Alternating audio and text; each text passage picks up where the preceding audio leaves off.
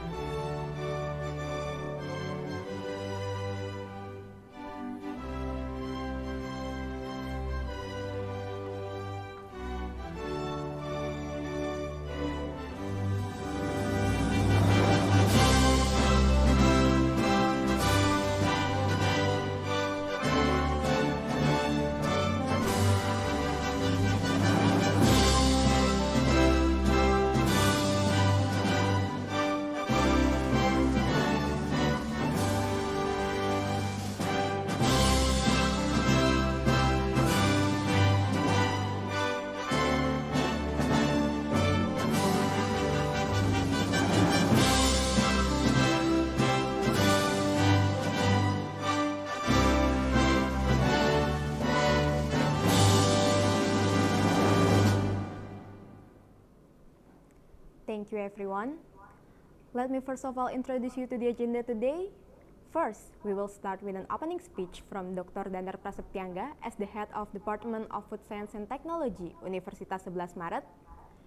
And second, we will have a lecture from our invited guest, Professor Dr. Rajeev Bhat from Estonian University of Life Science, Estonia, and a discussion moderated by Dr. Dimas Rahadian Aji Muhammad from Universitas 11 Maret. And lastly, closing. Ladies and gentlemen, without any further ado, we are now going to listen to the opening speech delivered by Dr. Danar Prasetyangga as the head of Department of Food Science and Technology, Universitas 11 Maret. To Dr. Danar Prasetyangga, time is yours. Okay, thank you very much, MC, for the time.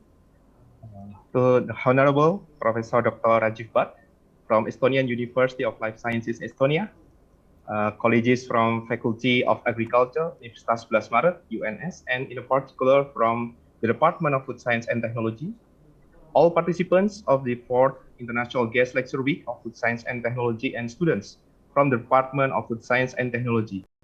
Assalamualaikum warahmatullahi wabarakatuh. Peace be upon you, and good afternoon to all of you. Personally, and on behalf of the Department of Food Science and Technology and the Faculty of Agriculture, Universitas 11 Maret, I would like to welcome you to the 4th International Guest Lecture Week of Food Science and Technology. This is an event organized by the Department of Food Science and Technology Faculty of Agriculture, UNS, and supported by World Class University Program by Universitas 11 Maret. And this event will be lasted from September 28 to 13, 2021. It is our great honor, and I'm pleased that in this activity we can invite world-class scientists whose affiliation are from 3 different countries, from Thailand, Estonia, and Malaysia, that they are really expert in their respective field. Thank you very much, Prof. Rajeev Bhat, and thank you very much for all the lecturers for their valuable time to give a lecture and share their experiences and expertise in the 4th International Guest Lecture Weeks of Food Science and Technology. I hope this activity can really useful, in particular for our students, our future generation, to get more insights about recent issues in food science and technology and related areas, since it is highly important for students to learn about the global trends in the world. Moreover, we can also learn from the COVID-19 pandemic that food sector is really able to survive to the disaster situation of pandemic. Therefore, I'm confident that lecture from all lecturers on this IGLW event can convince all the students that they take a right choice for studying in the Department of Food Science and Technology, Faculty of Agriculture, Universitas 11 Maret. Last but not least, I do hope that after this activity, the communication between Prof. Rajeev and us can be continued, and therefore we can initiate a collaboration in future for various activities, including academic and or research activities and other exchange programs. Finally, I also would like to take this opportunity to express my gratitude to the organizing team that prepared and made this event run successfully. Please enjoy and learn from an insightful lecture that will be delivered by Professor Dr. Rajeev Bhat from Estonian University of Life Science, Estonia today. Thank you very much. Wassalamualaikum warahmatullahi wabarakatuh. I give the time back to MC. Thank you. Thank you, Dr. Danar, for the speech. Now, ladies and gentlemen, continuing to the next agenda is guest lecture by Professor Dr. Rajeev Bhat from Estonian University of Life Science, Estonia. The lecture will be moderated by Dr. Dimas Rahadian Aji Muhammad from Universitas 11 Maret. Dr. Dimas Rahadian Aji Muhammad obtained his doctoral degree at Ghent University, Belgium. Since 2010, he has been working as a lecturer at the Department of Food Science and Technology, Universitas 11 Maret. His research interests are mainly related to cocoa and chocolate processing technology, herbs and spices processing technology, and antioxidant and food nanotechnology with 10H Index Scopus publication. So, without any further ado, please welcome Dr. Dimas. Okay, thank you very much, all the organizer and the MC. So this afternoon or this morning in Europe, actually, I'm so happy, I'm so pleased. This event in this session, I mean, sorry, I have a little problem in my computer. So because in this session we have a professor that are really expert in our field, in food technology. He is a Professor Dr. Rajeev Bhat. So before giving the time to him, I would like to a little bit read his curriculum vitae. Actually, it's really long, but I will make it short. So Professor Rajeev Bhat is presently working as a professor and ERI shareholder in Valortech, food by-product valorization technology, at the Estonian University of Life Science, Tartu, Europe. He has an extensive research and teaching experience of more than 2 decades in the field of agri-food technology, with his research expertise focusing mainly on various issues pertaining to sustainable food production and also food security. He holds international work experience of working in India, South Korea, Malaysia, Germany, Fiji, and now in Estonia. Till date, he has more than 200 research articles. Oh, it's more than mine, actually, in IC-based journals and as referred book chapters. He has edited 7 books and authored 1 book. Is in editorial board of leading international journal, and he has been also the scientific committee and Fishery Board member, and an invited speaker in various international conferences. His name also figures in the world top 2% scientists in the field of food science and technology, as per the recent survey done by Stanford University-based researchers. So Professor Rajeev Bhat is also a recipient of several prestigious international awards and recognitions conferred by various institutions of higher learning and research establishment. So at this moment, his age index in Scopus is 43. So it's also 4 times than mine, actually. And then with 177 document and more than 6,000 citation, almost 7,000 actually. So, and then this afternoon, he will give a lecture for us. It's a really comprehensive topic. It's about sustainable food production in the circular economy context. So please welcome Professor Rajeev Bhat, and yeah, the time is yours.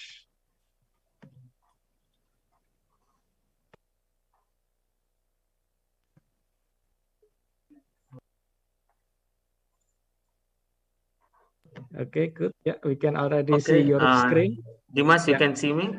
You can see the screen? Yes, yes. Okay, please. Okay. Good morning from here and good afternoon to all of you. It's morning 10:15 over here in Europe. Thanks for this nice introduction, but sometimes it is good that we hear something good about ourselves.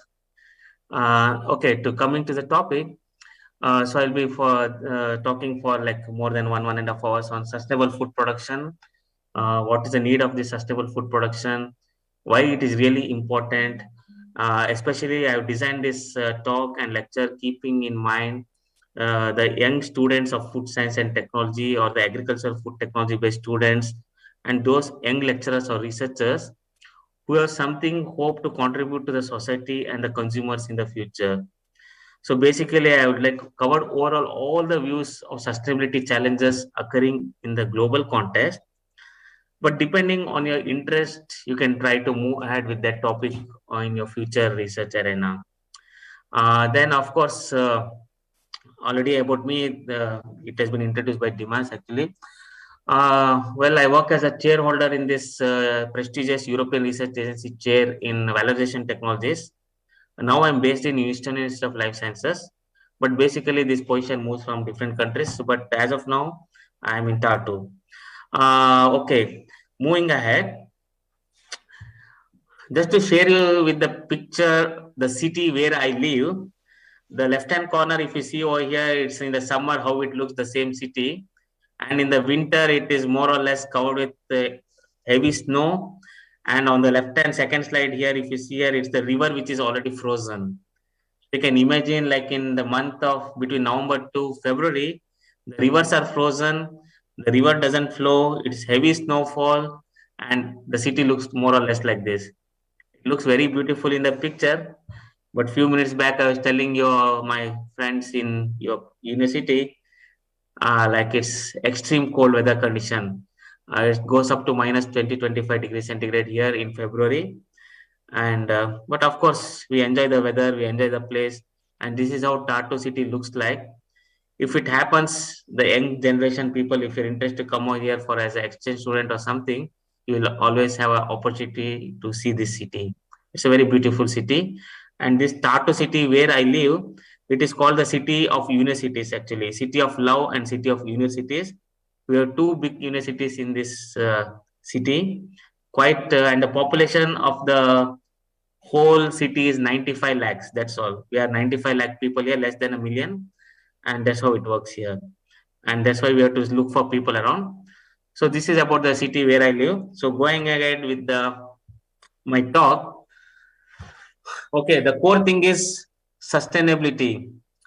When we talk about sustainability, it's a very common word which the world is talking now on the global scale. Everyone is talking sustainability, sustainability, sustainability. In food production, they say sustainable food production. If there is a computer which has been designed, they say sustainability designed food computer. The chairs where you sit, sustainability designed chairs, sustainability designed equipments, everything. The word sustainability is there now, like from past few years. I cannot say more than a decade, but at least from 5 to 6 years, this is a very common word. So if you Google, this was a result I found like 3 days back when I was preparing this slide, and morning I saw this result has increased already. That means people who are Googling for this sustainability meaning, it's increasing every day. That shows the importance of this word sustainability in the present day context, in the global context. Of course, who knows, in the future, people may be looking for a sustainable husband, sustainable wife also. We don't know about that one. But as of now, we'll stick on to the topic on the agri-food sector and we'll continue with that. So if you go ahead and click the word food sustainability, because I checked in Google search, because that's a popular engine which is used throughout the world, almost about 857,000 results are found. So that means so much work has been done, or so many people are engaged in understanding the real meaning of food sustainability. So this is a popularity of this word. So when you say sustainability, many people say, okay, sustainability means, okay, it's growing green, or it is just green technology and just thinking green actually. But when we say sustainability, the word, it's not only about green technologies or going green or thinking green, but it is something beyond that. So when we talk about on a global perspective, and as a agri-food students or agri-food scientists, we really need to know, what does agri-food sustainability technically mean? What is it? Why it is important for us? If it is important for us, who are all benefited? These are things we need to understand. So this is a technical definition, which is very popular, which was given way back in 1994. But when we talk about the sustainability meaning, in simple words, I can say that a requirement of this present generation to manage the resource base such that the average quality of life that we ensure ourselves can potentially be shared by all future generations. In simple words, we need to restore, we need to keep things very safe, especially the agriculture food sector. We need to manage it and keep it intact so that what our forefathers and we enjoyed now, that need to be enjoyed by our children, grandchildren, and the fourth generation. This means we need to really take care of our agri-food sector to see that the sustainability remains. What we enjoy should also be enjoyed by the future generations. This is sustainability, the technical meaning. So if you're enjoying something, the weather, the agriculture, food products, anything that need to be enjoyed by your future generation. It should not happen like a dinosaur story wherein people read about dinosaurs in the book or the Jurassic World, but they don't know what it is. It should not happen in that case in our agri-food sector. So we really need to start thinking how best we can manage, we can restore, and we can pass on this thing to the future generations. This is the real meaning of sustainability in the agri-food sector. So coming to the sustainable food production. So when you say sustainable food production, in a simple term, as a food scientist, we say that any food that has been produced in a sustainable manner. That means safety is considered, the quality is considered, everything is taken into consideration, keeping the environment, safety measures, and enjoying the quality of life. In simple term, because the technical term is in front of you in the slide, but I just mentioned in a simple term, when everything goes in the right way, it's a shared responsibility wherein the production, supply chain, and consumption of nutritious food are there for everyone to enjoy. And this need to be done in a very well organized, planned manner. So this is the sustainable food production. Coming to the other keywords, because first few slides I always try to introduce the keywords to the, especially the students who might be sitting there. We are talking about a circular economy model. So when we say about circular economy model, the basic question is, for whom? You might have already heard about the word circular economy, or in certain cases we say circular bioeconomy. So this is for whom? Who is going to be benefited by the circular economy model? Well, technically, in simple terms, this circular economy model was proposed by the European Commission, EU Commission, wherein they try to put up some policies and design certain things wherein a systemic approach is there for economic development that can benefit society, environment, and the business sector. In simple words, I can say sustainable management of the available natural resources. It may be energy, it may be fuel, it may be water or food or waste management, food quality maintenance, food safety, reducing greenhouse gases emission. Everything is supported by this circular economy model. And going beyond that, when we're talking about food loss and food waste, I think most of you people know what is food loss and food waste difference actually. Majority of the instances when I go for giving invited talks, when I ask this question for students, they say food loss and food waste is same, but technically it is not the same. Food loss is something which happens along the supply chain, or maybe it may happen in the production chain, transportation, or any other things wherein a food or a edible food is lost. Maybe because of poor transportation, poor infrastructure of storage. These are the things for leading for food loss. Whereas when you're talking about food wastage, it is a intended or purposely wasting of food. Any food products, it travels from the agriculture field, reaches your table or reaches your home or in the refrigerator, and then you are purposely spoiling it. That means you are wasting it. And then when the food is spoiled or wasted, you're just throwing it away. Another example for food waste is in food industries. You take any food industry, maybe dairy industry, fruit and vegetable industry, or maybe like meat industry or aquatic industry. Everywhere there is some waste or byproducts that is produced. Here I am using the word byproducts because after the main purpose is served, for example, in juice industry, you are having the fruit juice, you are pressing the juice, and after the juice is pressed, you are throwing away the pomace or the waste. So this wastage is called as a byproduct. So in the circular economy context, the proposal is how best we can reduce, reuse, recycle, and recover so that in the whole context of agriculture food sector, there is nothing going to be wasted. You are growing something in the field in a fruit form, maybe any fruit you can consider it comes to your mind. You're growing that fruit for juice extraction. Okay, you extracted the juice or you consume the juice or the fruit, and you are throwing away the peel, for example. So that peel also can be reused for some other purpose, maybe extraction of bioactive compounds. And extraction of bioactive compounds, when it is extracted, you can again put it in the food system, wherein this can be used as a material for another source, ingredient. This is a whole concept of circular economy, but I'll discuss later on when I'm talking about the valorization technologies in my later slides. This is opposite of linear economy. When you say linear, it's just like a straight line. One side is a raw material, you're processing the raw material into product and just throwing away after use. This is linear economy.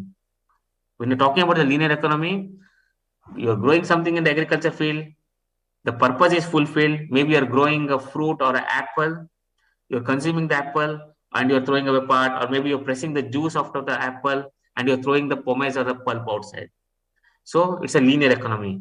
If this wastage is again reused and put it in the food industry, food system, this becomes the circular economy.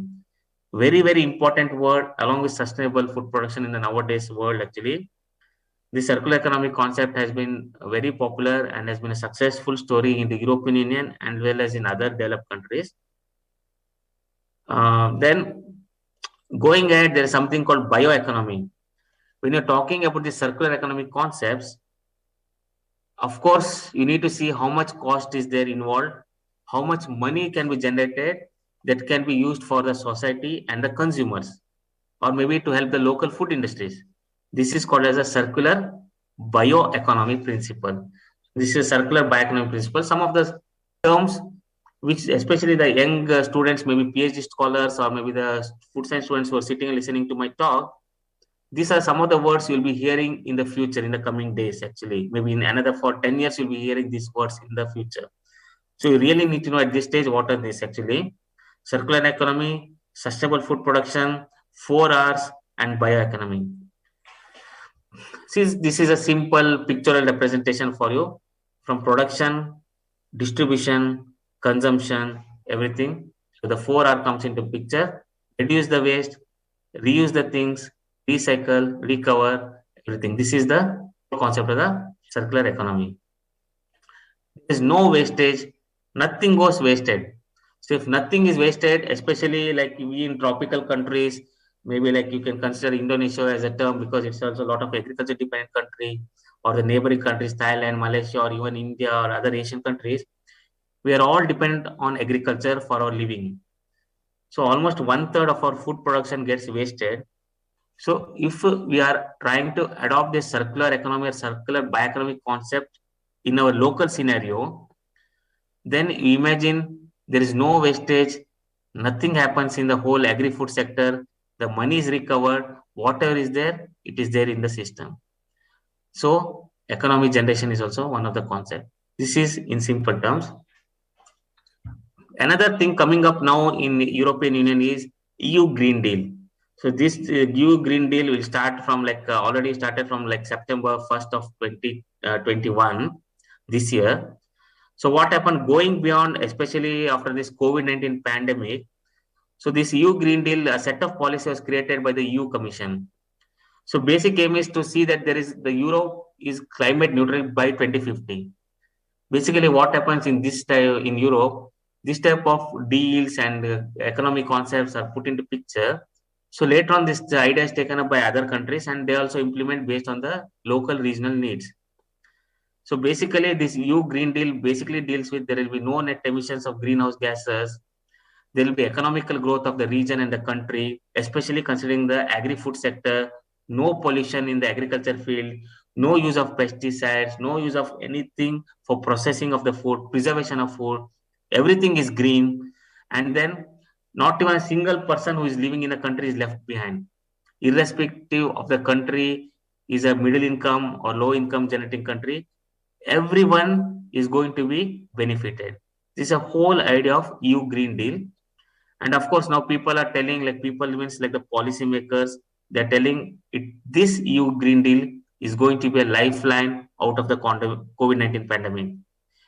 As a few minutes back, your colleagues from Indonesia were mentioning COVID-19 pandemic has affected Indonesia and all the Asian regions, and also in Europe also we are affected. Many people were affected. Small scale food industries were closed. Small scale agro-food sector, some of the things were closed. Household food industries have closed, and hotel, restaurants, business, everything was affected. When you consider the agri-food sector, everything was affected because of COVID-19 pandemic. So this set of policy initiatives done by the EU Commission on the EU Green Deal, it is definitely going to be a lifeline out of the COVID-19 pandemic. This will pick up, and this is a website which I've given like in the below link. You can get more information, what are the strategies, what are the priorities. And if in Indonesia, there is the present university where I'm giving the talk now, if you people also can take up the ideas and start up the initiative at the local region level or at the university level, this is going to be having a big impact in your country. This much I can say as of now. This one is picking up slowly in Europe now. So by another 1 or 2 years, this will be in full swing about the green deals. So coming to the main question of sustainability, why sustainable food production? Does sustainability matter? Why are we worried about sustainable food production, agri-food sector? Why need to listen to this type of lectures and talks? Of course, once upon a time, I was also a young lecturer and a young student and a PhD student. Of course, we have the concentration for like first 20 minutes to 30 minutes. After that, we start losing our concentrations. But still, I will try to make it interesting for you people, especially the young staff or young researchers sitting there. Why this sustainability matters? If sustainability matters, for whom? Who is going to be benefited? Why we need to be concerned about the agri-food sector? I already gave a clue why we need to be concerned for agri-food sector. Basically, our tropical regions or in the Asian regions or throughout the world, we are dependent on agriculture for our basic needs of food. If this basic agri-food sector is affected, our whole entire system gets affected. That means our day-to-day life, family life, society, and the need for the concerns, everything is affected. So we really need to think about sustainability, how to sustain the food production, how to sustain the agri-food sector, how to sustain the whole supply chain, agri-food supply chain. This one we need to really and very clearly understand. So there are a few questions coming up. What need to be done? That need to be understood. If sustainability matters, why? Okay, because there is only one Earth. There is nothing more than that. If we had an opportunity to go to Mars or a moon or maybe other planet, okay, then we say, okay, we are not worried about the agriculture sector. We are not worried about the food sector. Let us use a lot of pesticide, chemicals, burn the agriculture field, create pollution. We can just rampant do everything. But we don't have other alternatives. Of course, most of us are already born here and we are past the age of 2025 now. But we need to start thinking about the future generation. What we enjoy, they should also enjoy the pure air, the fresh air, the good food, the fresh food, hygienic food, quality and safer food. This need to be restored. So, as I said, we don't have choice. Only one Earth is there. No chance to go to Mars or Moon. So we need to plan and think sustainability, how to do this in the agri-food sector context. Of course, the United Nations has put up the almost 17 sustainable development goals. This need to be completed and achieved in a global scale before 2030. So if you see, it starts from the no poverty, zero hunger, good health and well-being of all the people in the world, giving quality education for all, gender equality, clean water, good energy. So everyone need to have a source of energy, access to the energy, decent working environment, economic growth, innovations need to come up in the industry level, reduced inequalities, because still in many countries inequalities are there between the genders. When I say inequalities, it is one is gender inequality, wherein some societies are dominated by male and some societies are dominated by female. Unfortunately or unfortunately, in Asian regions, the society is dominated by men, whereas in Europe, I'm seeing, at least in my present place, the society is dominated by women. In my own group, I have got around 22 people. We are only 4 men here, and all are ladies. And of course, in most of the other public sectors, everywhere you can see the dominance of the ladies coming up, not only in research or academic field, everyone it is there. So this might be the situation in the coming days, wherein woman empowerment will be there in the future, where everyone will be equal. And when you're talking about sustainable cities and communities, we really need to see what can be done. Uh, excuse me, sorry, 1 second. There are some. Okay, there are some disturbances. I'm sorry for that. And then comes the number 12, wherein responsible consumption and production. When we're talking about the sustainability goals, we need to really see what are you going to do, how best we are going to manage the waste, how best we are going to valorize the waste and management. This comes under the sustainability goal number 12. And then there's a climate action plan, how climate can affect the agri-food sector. There is a rapid change in climate because after COVID-19, most of you might have observed that the weather has become very clear. Snows are coming and the weather has changed. How can it affect our agri-food sector? This is also something interesting that can be done. And sustainability is life below water. Of course, there are big scientists working in the aquatic field, how to manage the fish waste. And now we are talking about the blue economy. Then green economy is there, blue economy, green economy number 5, peace, justice, and partnership for the good. These are all the sustainable development goals that need to be achieved before 2030 on a global scale. So this is where we need to plan for our region and the country and the place on achieving the sustainable production scale. Of course, what I have been talking, everything is there in my book, which is like a very popular book, which was published from Wiley Blackwell few years back. More than 30 to 40,000 copies have been sold till now in a matter of like 3 to 4 years. sustainability challenges in the agro-food sector. Starting from the agriculture field up to the end for the production, everything is there in this book. If you have a chance to access this book, I recommend you read through this. Lot of informative informations are there, which can help to improvise and plan for your future R&D activities. So when you talk about sustainability challenge in the agri-food sector, many people say, okay, maybe just sustainability means we need to be feeling healthy. Maybe we need to just have some healthy food on a planned budget. Maybe it is not true. We have to be going beyond that. As I said initially in my first slide, it's not going green or doing the green. We are not going on a health on a budget. We need to go beyond this. And when we consider the Asian region, we need to be more particular what we are going to plan, because challenges in the agri-food sector is something different in Asian region, Asia Pacific region, Europe, or maybe other countries. So based on the regional demand, regional challenges, the challenges need to be understood, planned, and need to be overcome. Okay, the success depends on only few things. When I say few, it is just food, energy, and water nexus. If these three basic conditions are fulfilled and high quality and the demand is fulfilled by the consumers and the society, then everything is online. So food, energy, and water nexus is very important. High quality, safer food, energy for everyone, maybe for the production line in industry or at the home level, and high quality drinking water as well as water for the irrigation purposes. If these things are fulfilled, the few, then the sustainability is going to be a success based on these linkages and nexus. Going ahead, in a globally, when you consider the global agri-food sector, the diversity is there. Lot of biodiversities are there. In flora as in fauna, there are diversified climatic condition, agriculture sector is different, farming sector is different, everything is there. Maybe you can imagine your own country. You can see in Vietnam, Thailand, Malaysia, India, China, Nepal, Sri Lanka in the Asian region, or going to European countries. Agriculture and farming is there throughout the world. But what we grow, what we eat depends on us. In tropical regions, we eat more of rice, whereas in Europe, they eat a lot of potatoes.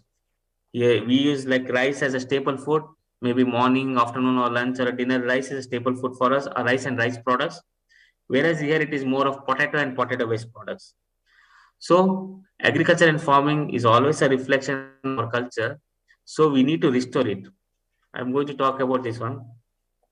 So, going ahead, when you're talking about the agriculture system and sustainability challenges, there are a lot of technological innovations that has been done. Now in the agri-food sectors, drones are being used to spray the chemicals or maybe to the botanicals on the fields. The technology are used for harvesting. Technology are used for robotics, artificial intelligence. Many things are being used as a technological innovations to modernize the agri-food systems. So when you compare with the traditional agriculture system versus modern agriculture system, lot of innovations are coming up, which is making the life much easier. As an example, the field of 10 acres of wheat or a rice, which can be harvested in a matter of like 7 to 8 days, this can be done in a matter of 7 to 8 hours because of these technological innovations.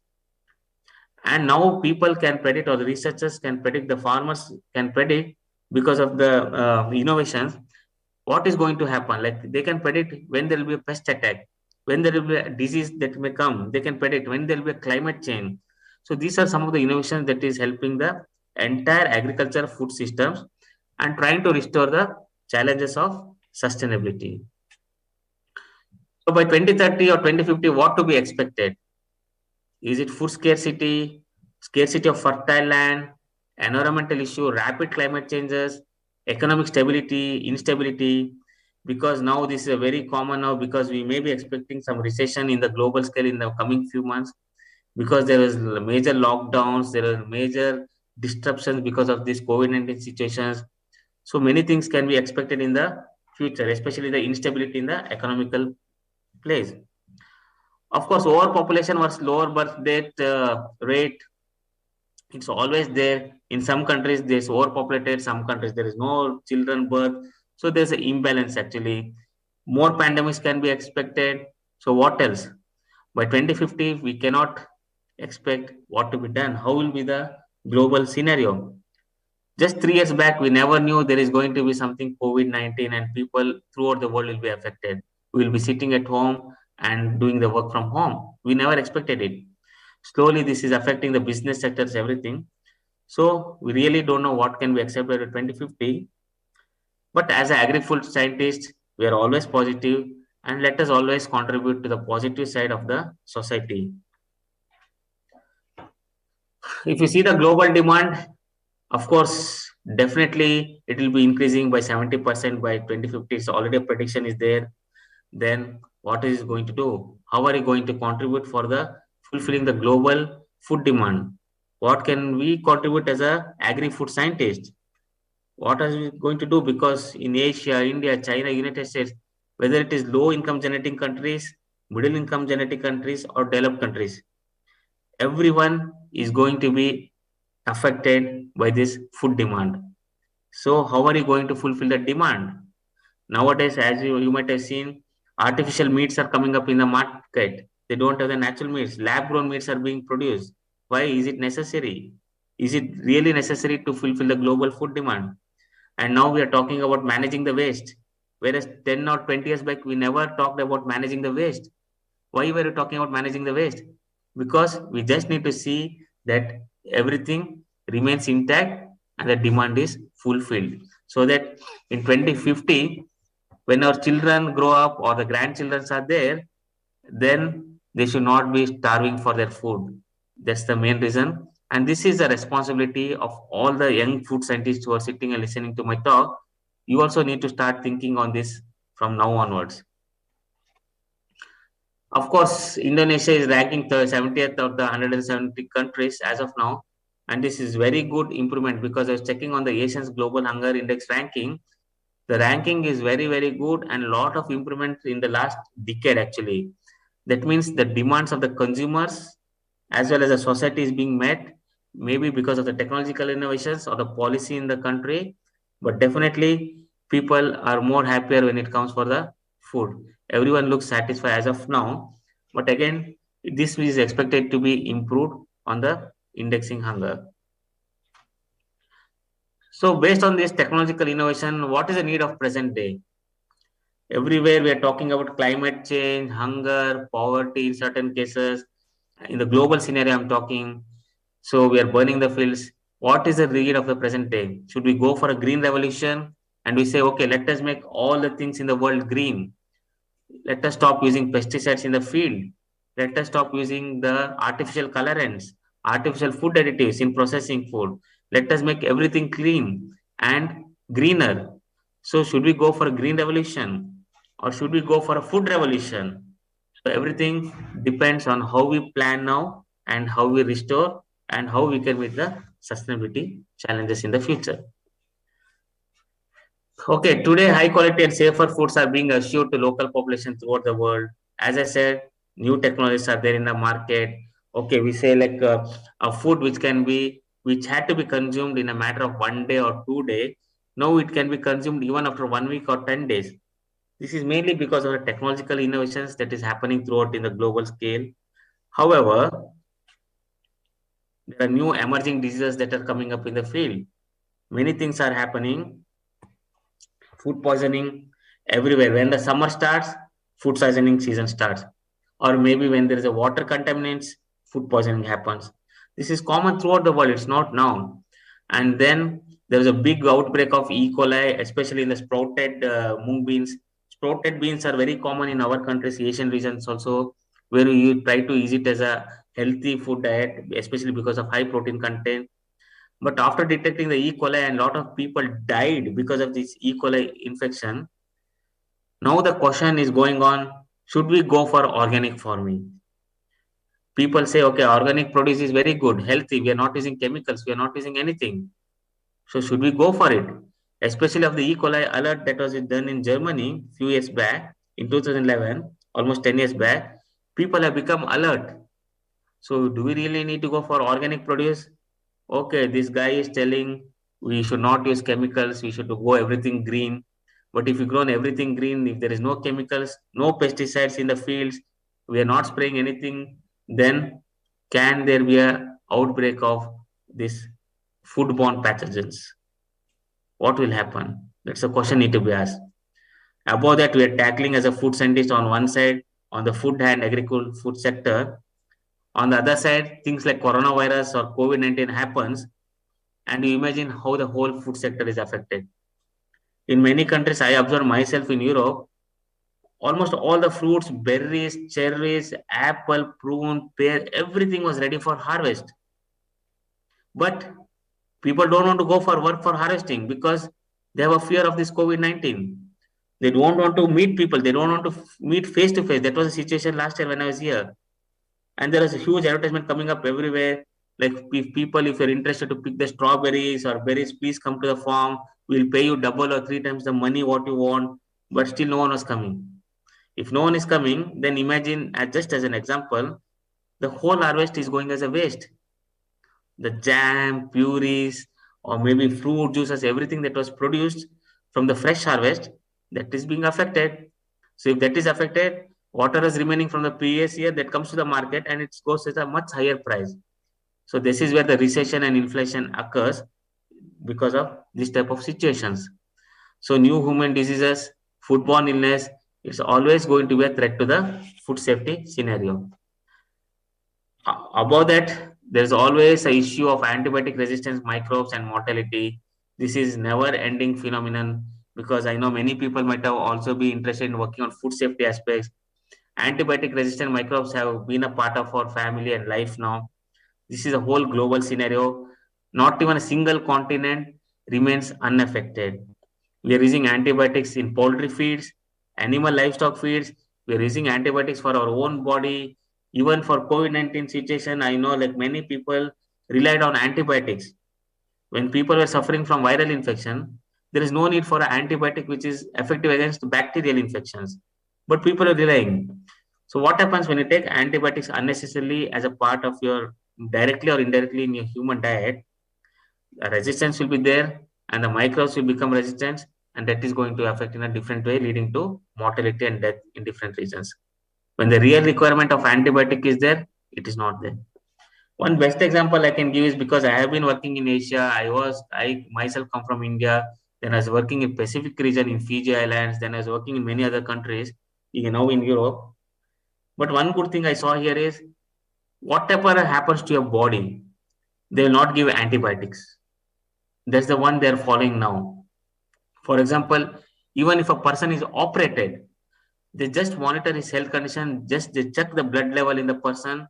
If there is any symptom of bacterial infection, then only they give the antibiotic.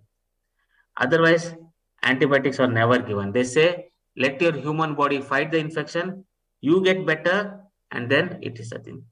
This is another sustainability challenges in the agri-food sector, as I mentioned, especially in the livestock sector, wherein antibiotics is entering our system. Even the seafood is affected, meat industry is affected, fruit and vegetable industry is affected, dairy industry is affected, just because of this antibiotic resistance microbes in the environment. The whole picture of newly emerging diseases, re-emerging, resurging diseases, and deliberately emerging diseases, starting from which some of them are causing the food pathogens, causing food allergies, food safeties are compromised, and everything is there. Antimicrobial resistance threat, influenza was there, maybe you have the E. coli 0157H7, typhoid, Salmonella typhimurium, some of the common things that has affected the whole world through food or indirectly entering the human food chain. This is a whole scenario how the whole world is there now, as of now. But if you imagine 50 years back, there was nothing like this, or maybe 100 years back, where our forefathers were there, they lived happily in a relaxed mind without any disease. Their body recovered, they were eating meat, they were eating poultry, they were eating fishes, seafood, and they were happy. So basically, we need to blame ourselves as a modern day technologies and how best now we need to plan how best we can sustain this and stop at this stage so that our future generation can enjoy the things. Another popular book which was published by me with Vincent, my collaborator from Spain, very popular book, Practical Food Safety, wherein discussions were done on the contemporary issues and future direction. We discussed what is going to happen like 20 years after 2014, and still the proposals, what was put forth in this book, still it is practiced throughout the world. Starting from pasteurization or using modern technology of green technologies, conventional processing technologies, up to the modern day technologies, how best this can be adopted in the entire agri-food sector to ensure food safety. This is one of my another popular book actually. Okay, going beyond this diseases and food safety, there's something called junk foods actually. Everyone might have known. The young generation now, they're already relying on these junk foods. And of course, sometimes we ourselves, we try to have this sugary drinks, gaseous drinks, Coke, other stuffs. What is happening is all type of these junk foods habits, they're leading not only to overweight and obesity, but it is also leading to cardiovascular diseases, chronic diseases, chronic respiratory diseases, cancer, and other stuff. Of course, everywhere people are telling, "Oh, I became obese. I become my cholesterol level has increased a lot." Why? This is just because on the food habits what we eat lot of oily food. Okay, eat the oily food, eat lot of rice. That's good for our living. But thing is, we need to be physically active. The day we don't become physically active, then obviously all these things will start like your hypertension, stress, higher cholesterol, then other diabetes, and all these non-communicable diseases. And now it has become a trend on a global trend wherein burgers, 24-hour shops are there. 24 hours they are feeding pizza for the small kids. 24 hours children, the young generation are fed with burgers, French fries, ketchup, the preserved materials, everything is there. Whereas I say, prepare a fresh seafood, steam cook it with vegetables or something, have a nice rice and have it and be happy. This is the best thing that we can give for our future generation. Try your young generation, especially even the youngsters who are there or the children at your home, educate them not to rely overly on these type of carbonated drinks, sugary drinks, or maybe like junk foods or the oily foods. Young children can digest it until the age of 14 to 15. Of course, after 15 years, if you're taking a lot of junk foods, especially women, lot of hormonal changes happens in your body. If it is in men case, obesity is very common. That is the thing which we have observed along with hypertension. Almost 57% of people get hypertension because of these junk food habits actually. So imagine, alternative, educate your young generation, eat lot of fruits, eat lot of vegetables, eat lot of seafood, take lot of good oil, and try to reduce your this junk food or fast food habits. Always you remember fast food habits. Fast foods are always tasty. We like it. We put additional salt. And some people have a habit, including me, I used to have a habit wherein when the food comes, we don't even taste it. We just put additional salt above that and just try to consume it. These are all the things which are affecting our human body. So how best we can manage as a food scientist in a sustainable way to reduce this type of junk foods, make it healthy food with a healthy, sustainable food processing aspect so that non-communicable disease can be reduced in the society. This one we need to think upon. The other issue on the sustainability challenges when you're talking about sustainable food production is a food diversification issue. Most of the things, if you go to a supermarket in any of the region, there's a high dependency on the imported commodities. People have a notion, okay, the local cocoa chocolate it is produced in our country may not be of good quality. We'll buy some chocolate from the outside or maybe from Europe or maybe from other country. It tastes better. Nothing tastes better. What basically happens in the multinational companies is they are buying the cocoa from your farms, your agriculture fields. They're just processing maybe there only. We don't know in some of your multinational companies, and they're giving back to your society. Its only thing is maybe there is a little sugar up and down, and they're just changing the formulas. But if you try to depend less on the imported commodities, I just gave a chocolate as an example. It happens in every cough. If you to depend less on the imported commodity, it will not only support your local food industries, but also the new food market that is coming in the market, junk food, especially from the outside the country, will be minimized. Then another thing, when we talk about food diversification issue, there is a growing less popularity of your local food. When I say local foods, it's more of the traditional foods. I myself was engaged in a multi-country traditional food knowledge, and as I said earlier, I was engaged with the University Gajah Mada in Indonesia. Also, they're also one of the investigators. We try to see and plan and put up a policy how best we can try to popularize the traditional foods. If you imagine, like a few decades back, the generation of our grandparents and the great grandparents, they were living happily and healthily by preparing the traditional food. They just use the local herbs, maybe local commodities, fresh produce, prepare their fresh foods, and they lived happily and healthily. But because of this instant food consumption, rapidly everything has changed. So why is it? Maybe it's a lack of knowledge on healthy and nutritious food consumption, or maybe they're not interested. They think that the junk food and all these instant foods are much tastier. Of course, as a food scientist and expert in the field, I say, okay, even for my kid also, I say, okay, consume instant noodles once in a while, not every day, because everything contains additives, which is mentioned in a small letters where no one can read, and everything is declared there. But the problem is, it is always having its own negative effects. So try to minimize this. How to minimize this? If you're young researchers, go and tell to your parents or your siblings or your brothers and sisters, don't eat too much of this. Let us have healthy foods. Or if your parents, try avoiding giving the unwanted junk foods or instant food for the kids, and try to improve the healthy habits, and try to cook those foods which are prepared in a traditional way. Traditional way means what our forefathers used to eat. Of course, nasi lemak and nasi kerabu, these are many of the stuffs are there which can be prepared in a healthy way also. Try to have it.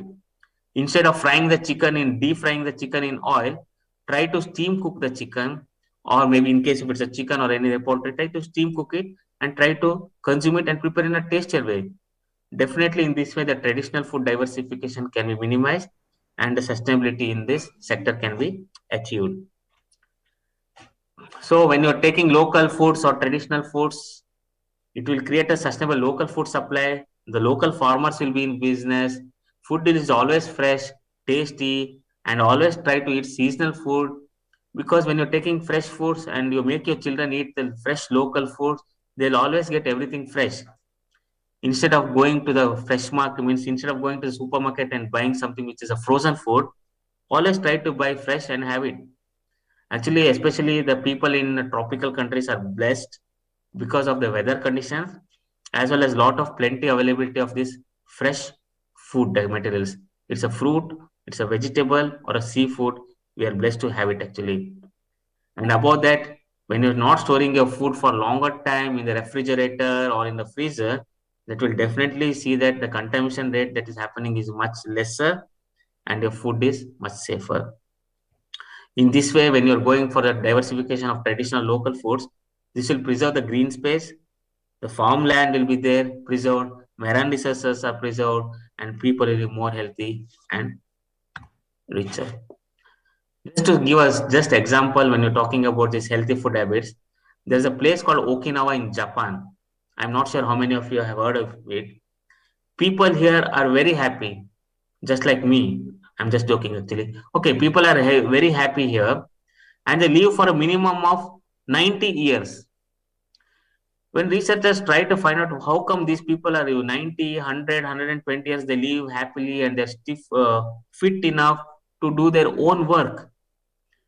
When then they found out everything is dependent on their food habits, what they eat. If you see carefully, this Okinawa region is in Japan actually. On the right hand side here, you can see this is Okinawa here.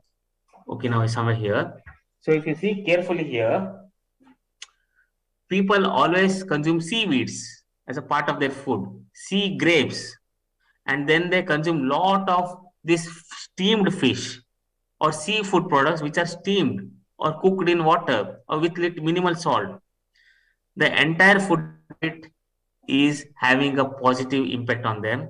Now we know what is the thing, because this type of components, healthy seafood has got the healthy oil purified in them, whereas seaweeds have got antioxidant compounds in them, which has got bioactivity, good bioactivity. This is the reason now as a scientist we know why these people live for longer time. So anything to take back from here, that one we need to know what we are going to take back from here. That depends on us whether we want to switch on to healthy living style to sustain what we have now and sustain what we can give for our future generations. So 100% sustainability and self-sufficiency can be achieved by encouraging family farms. Please don't think, especially I suggest to all the students, especially the young generation who want to move from the rural area to the urban area, and they think farming is no business, it doesn't have any value.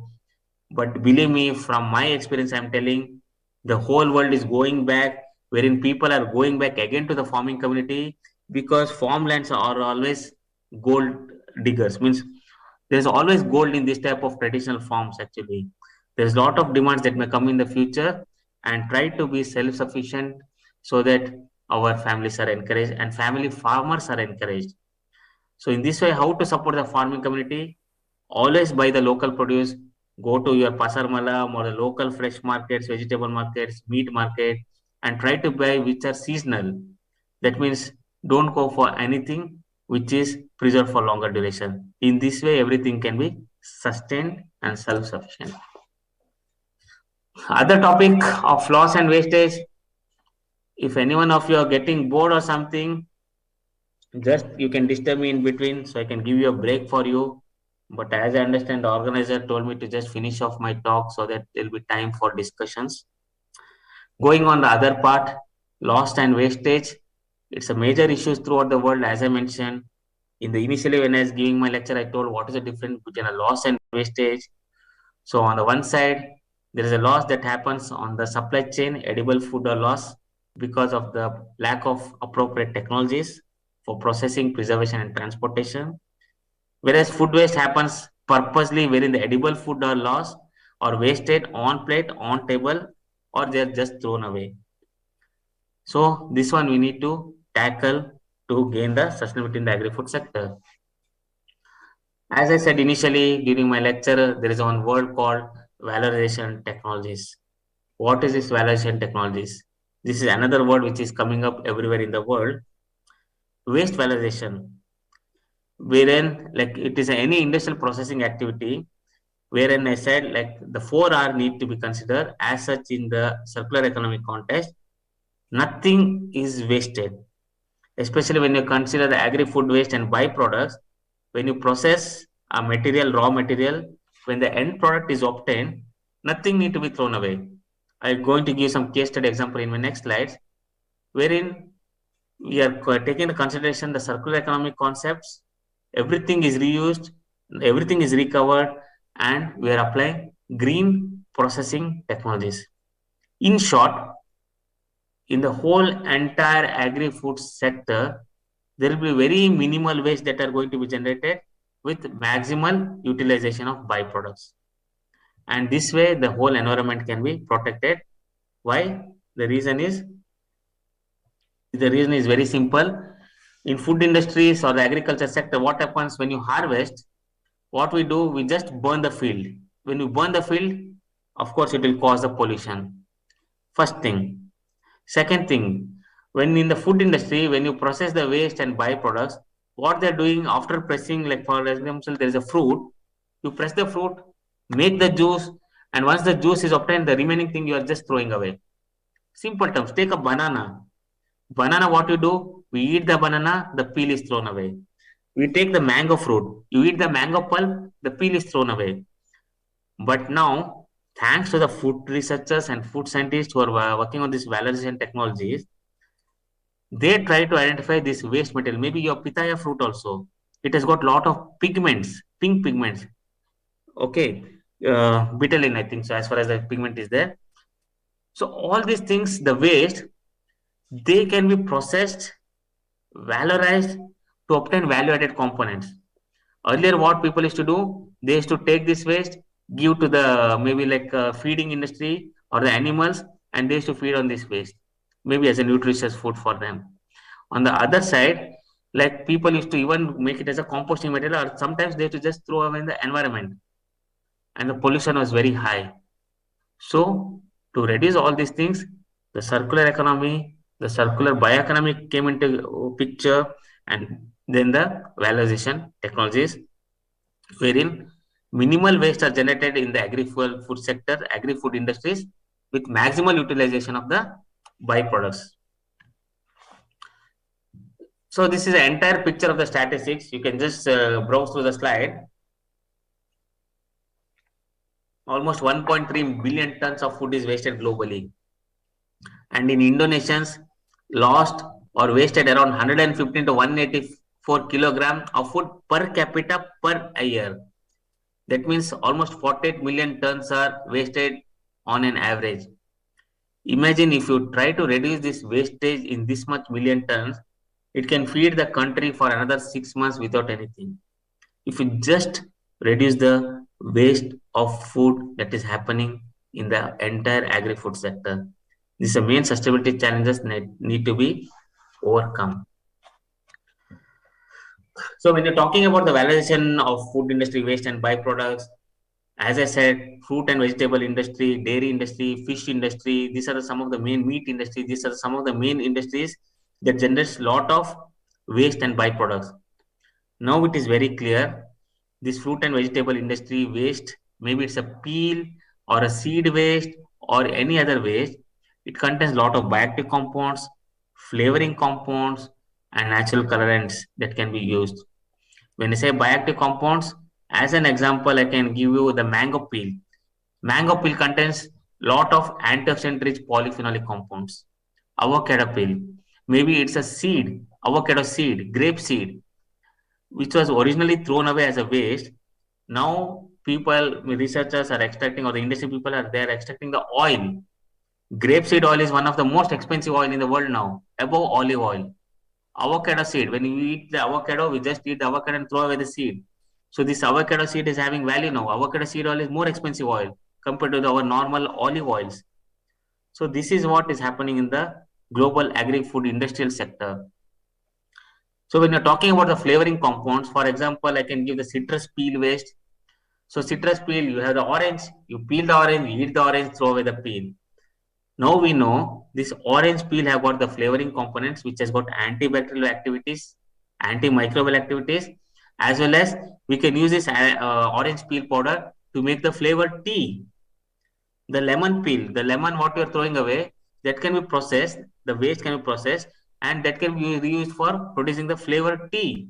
So flavoring compounds can be easily isolated from this citrus waste. When you're talking about natural food colorants, as I said, pitaya fruit is got betalain, or the pink pigment is there, that can be extracted easily. This pink pigment, for as an example, or lycopene from the tomato peel waste, anything you consider, anything which is colorful, beetroot peel also is okay. So these pigments, if you're able to extract, process it, and overcome the safety measures, then this can go as a natural food colorant in the food industries. Nowadays, in the ice creams or any food product, whatever is colorful, you can come to your mind, or any bakery products, they are using artificial colorants. Even your chicken, like tandoori chicken or something, they paint with the red, orange color there, everything. There's all artificial food colorants. So if you're able to extract this natural food colorants from this waste or the peel or the other thing that is thrown away, then this can be a future replacement for the artificial colorants. So this is about the validation technologies. Dairy industry, of course, way back, many years back, the colostrum milk, which was considered as a waste, now people know the colostrum which comes after the calf is born, it is highly nutritious, very important for developing the immunoglobulins, or maybe it has got a lot of immunoglobulins, very important to develop the antibodies in the body. And this is the most precious milk the human mankind can ever see. I can tell you just the colostrum capsules here, which is available in small boxes in Europe. 20 capsules are there. It costs around 40 euros.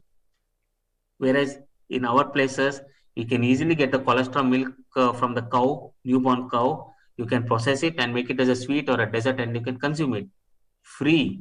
And sometimes we are not aware of these facts. Whey protein is another thing that can be done.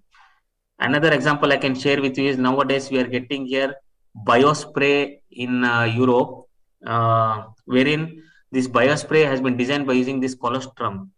So biospray is, they say it's very, very effective against the COVID-19 virus, wherein people can get protection from the COVID-19 just by spraying this colostrum spray, milk spray. Then another thing is fish industry. Of course, fish industry develops a lot of gelatin is there, and then the poultry industries, it also develops a lot of gelatin and other feather waste. Feather from the poultry industries that has been used as a material for bioplastic production, whereas fish industry waste like gelatin has got its food applications. The skin and of the fish or the wasted fish, it also contains unsaturated fatty oils. It can be used and processed and put into the agriculture food systems. There are many, many opportunities available for valorizing these waste and byproducts. I have made a special mention of underutilized produce here. There are a lot of wild fruits, wild vegetables, wild legumes that is available in plenty, especially in the tropical regions. Why I'm stressing this is, some of these localized wild fruits or tribal fruits, tribal vegetables, this was consumed by human mankind few centuries back. Later on, when people started to become urbanized, all these things has gone on the side seat. But now, thanks to the scientific innovation, now we know, okay, these wild fruits or the wild vegetables, what we have, it has got its own bioactivity. Bioactive compounds are there. They are nutritious, which fulfills the demands of the man. So why not we use it? Why are we just wasting it in the wild? We are just, it's growing in the forest or in the roadside or anything, we are just ignoring it. But why not we try to study and give the scientific base for this and try to see what can be done. This one need to be understood. So when you're talking about the validation technologies, plenty of opportunities are there. As I said, whatever is generated or extracted from the waste or byproducts after appropriate green processing technologies, that can be used in the food industries. Cosmetic industry, the best example I can give in cosmetic industries is the pumpkin peel. The pumpkin peel, which you just peel it off and throw it away, this pumpkin peel are now processed and now they're made as a cosmetics. When you're talking about cosmetics, they're made up a solution or a skin lotion prepared from this pumpkin peel waste, wherein they say like if you apply for this on your skin, you look younger and greener always. I'm not sure, I didn't try on this, but maybe ladies who are listening to my talk, you can see whether it is available in country and give a try on this cosmetics. Actually, they say when you apply this type of topical creams, which was prepared naturally from this pumpkin peel waste, it gives you, makes you more younger and you look more younger for longer time. I'm not sure about this. I'm not claiming on this part, but you can consider this. And coming to the pharmaceutical industry applications, the best example I can give is the pineapple peel waste, which contains a lot of bromelain. And this bromelain directly has got a cough suppressant activity. Just eat. If you get a cough, don't go to a medical shop and buy a medicine. Just go to your fresh market, buy a pineapple, make it to slice, put some little salt, eat the pineapple. That has got anti-flang properties. You can remove all the flang of symptoms from your body. That is the most easiest thing you can do. The other thing is, nowadays, many researchers are looking into bromelain that can be extracted from the pineapple peel waste. So this is possibilities are there. Overall, I want to say like zero waste is a concept of valorization technologies. When I say taste the waste, as I said, we're extracting the natural components from this waste, especially from fruit and vegetable industries, and we're incorporating into bakery-based products. We are tasting it, and then we say waste to wealth concept. That means wealth is generated from this waste, wherein the local food industries are also benefited. Of course, technological innovations follow this valuation technologies. As a ERH shareholder, now in my present position, we're exclusively working on food industry byproducts, how best we can manage these food industry byproducts, how best we can minimize the waste in the agri-food sector, how we can achieve the sustainable food production and try to use maximally these byproducts to produce value-added components. This is a work we are doing in the present year where I'm heading in my present university now. This is all the works we are carrying it now.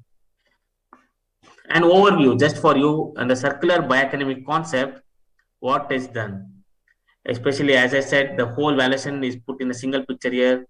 Normal practices was burning, composting, and producing as a fuel. Now we know this waste and peel waste, they got a lot of these bioactive components, maybe as a polyphenolic compounds, dietary fiber, peptides, pigments, everything is there that can be used. And then, of course, there is application where we can apply this using the green extraction techniques. The entire agri-food waste, even the meat industry hides, we can get them from the blood peptides have got a lot of value in that. Lot of things can be done in this field. So next time, don't think you're just throwing away your fruit and vegetable waste or anything waste just to feed the animals or something, but try to use it in a better manner. So this is just an entire picture. What are the healthy, innovative, sustainable components that can be obtained from this valorization of agriculture food waste? Of course, when you say about the bioactivity, antioxidant, antimicrobial activity is always there. Health promoting applications, source of omega acid, mainly as I said, avocado seed oil, maybe it's a fish industry scale waste. These are all can be a source of proteins, dietary fibers, and polyphenolic compounds. These are the ingredients that can be obtained from the food industry waste and byproducts. What all can be explored? Anything that can come to your mind can be explored. If you are thinking about the poultry, okay, the feather of the poultry birds, don't throw it away. That can be used for processing and making it as a bioplastic. If you're thinking you got a seed husk, don't throw it away. You can use it for extracting and making for a bioplastic. If you're thinking about palm industry, lignin water, wastewater, even I used to have a big grant wherein the lignin extracted from the palm oil industries wastewater, we try to extract the lignin in a pure form. And this lignin we try to incorporate in biopolymer films, and we try to develop a biopolymer packaging film by using lignin as a filler material. And this lignin was obtained from the wastewater of the palm oil industries, actually, the wastewater. Everything which comes in your mind that can be used. Even the eggshells. There are a lot of big research grants coming up in Europe, I have seen, wherein they were trying to explore what these eggshells can be used for. What we do, we have the egg, we break the egg, make an omelette, egg fry, eat it, throw the eggshell. But now people are trying to see, okay, this eggshell can be used as a fuel. This eggshell has got a lot of calcium. Whether if we can process this eggshell calcium or minerals, we can have some other use. These are some of the aspects people are trying to look into. But I will not go in depth into it. But there's always a scope for what we do, what we have. Of course, used cooking oil is another aspect which many people have been looking into. Used cooking oil, what people do after the oil is cooked in deep fried, they're just throwing it away or maybe putting in the drainage. Now, after processing, now we know this used cooking oil can always be used as a converted into fuel. Okay, petrol price, diesel price, everything is increasing in the world. Can it become the alternative fuel that people are looking into it? Then, of course, this alternative is the cow dung, which is very common in our places, in tropical places. So it can be an alternative, greener mode of fuel production. I just saw a joke actually, wherein this cow dung was put in some Amazon or some public international buying scenario, online shopping. So this cow dung was put, this picture was put, and then some people buy, and then there was joke there. There was a guy who was a white man who bought this cow dung, and then below that he has put a review, because if you're buying online anywhere you can know it actually, especially in Amazon or another thing. There's always something when you buy a product, you put a review over there. So this white man, he put up a review. I bought this something which is greener in color and flat bread like thing, and it doesn't taste good. It tasted very awkward smelling taste. So he put up a review that he didn't like this to eat. But thing is, it is not to be eaten, it is to be used as a fuel. So sometimes ignorance on the product also matters a lot. That's another thing on the lighter side. Of course, seed oil is being used. This is Pongamia, Then Pongeme is like a wild garden plant, which was earlier very common in tropical countries. Now researchers have tried to extract this Pongeme seed, dry it, and try to produce biodiesel. So this is another arena where people can look into it, producing natural biomaterial based diesel to sustain the environment. And this biodiesel can be used as a fuel for in the food industry or other purposes. We're talking about the blue economy and biorefinery concepts. Again, sustainability challenges are a lot. The wastewater that is being generated in the food industry that can be reused in many other purposes. If technological innovations, simple, reliable technique can be developed by us as a food scientist, we can always try to reuse this wasted water in the food industry, maybe through nanofiltration or nanotechnology, and make it into a potable drinking water. We can put as a 100% biodegradable biopackaging bottle, use this wastewater, process it, make it into drinking water, and put into the system. It's a whole thing about the circular economy there.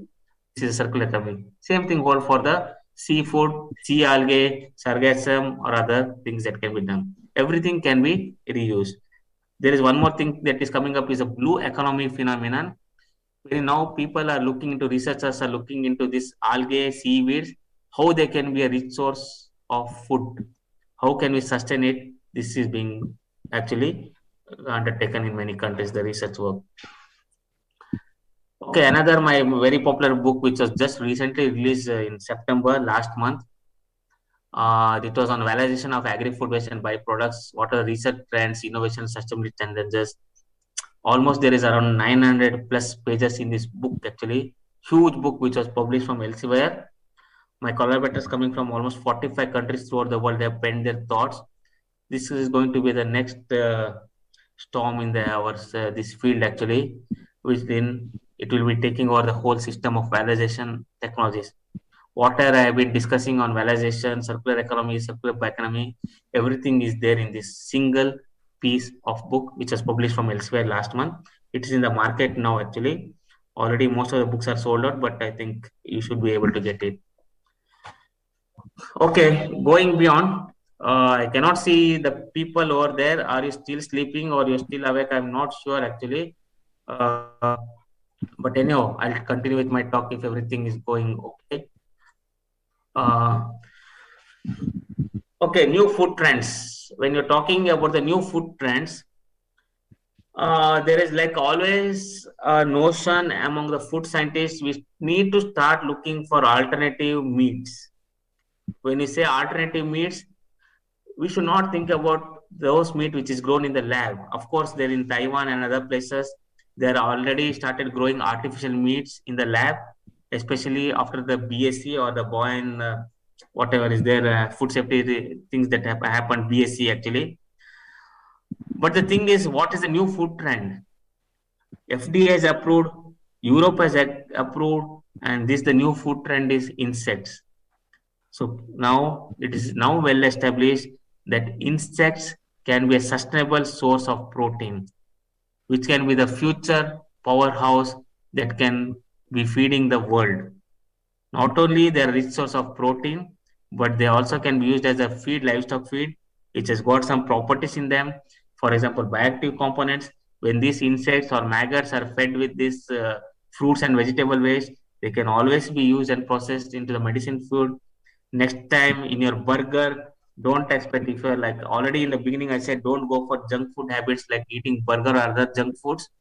But in the future, if all your chicken or the beef or whatever you eat, the meat, it becomes contaminated or it becomes meat is having like antibiotic resistant microorganism in them, food safety is an issue, then you can always imagine that your burger, what you'll be eating will be an insect burger. There's something like this on the picture here. So burger with the insect, that is a future food with high protein. Of course, the fried meat, everything, the fried insects, the maggots in the soup, this is going to be the future food. It's not because there is no food available, but now it is going to be established that these insects and maggots, not all the insects, please don't go and try to collect all the insects in your farm and try to fry and eat it. Don't take directly my suggestion.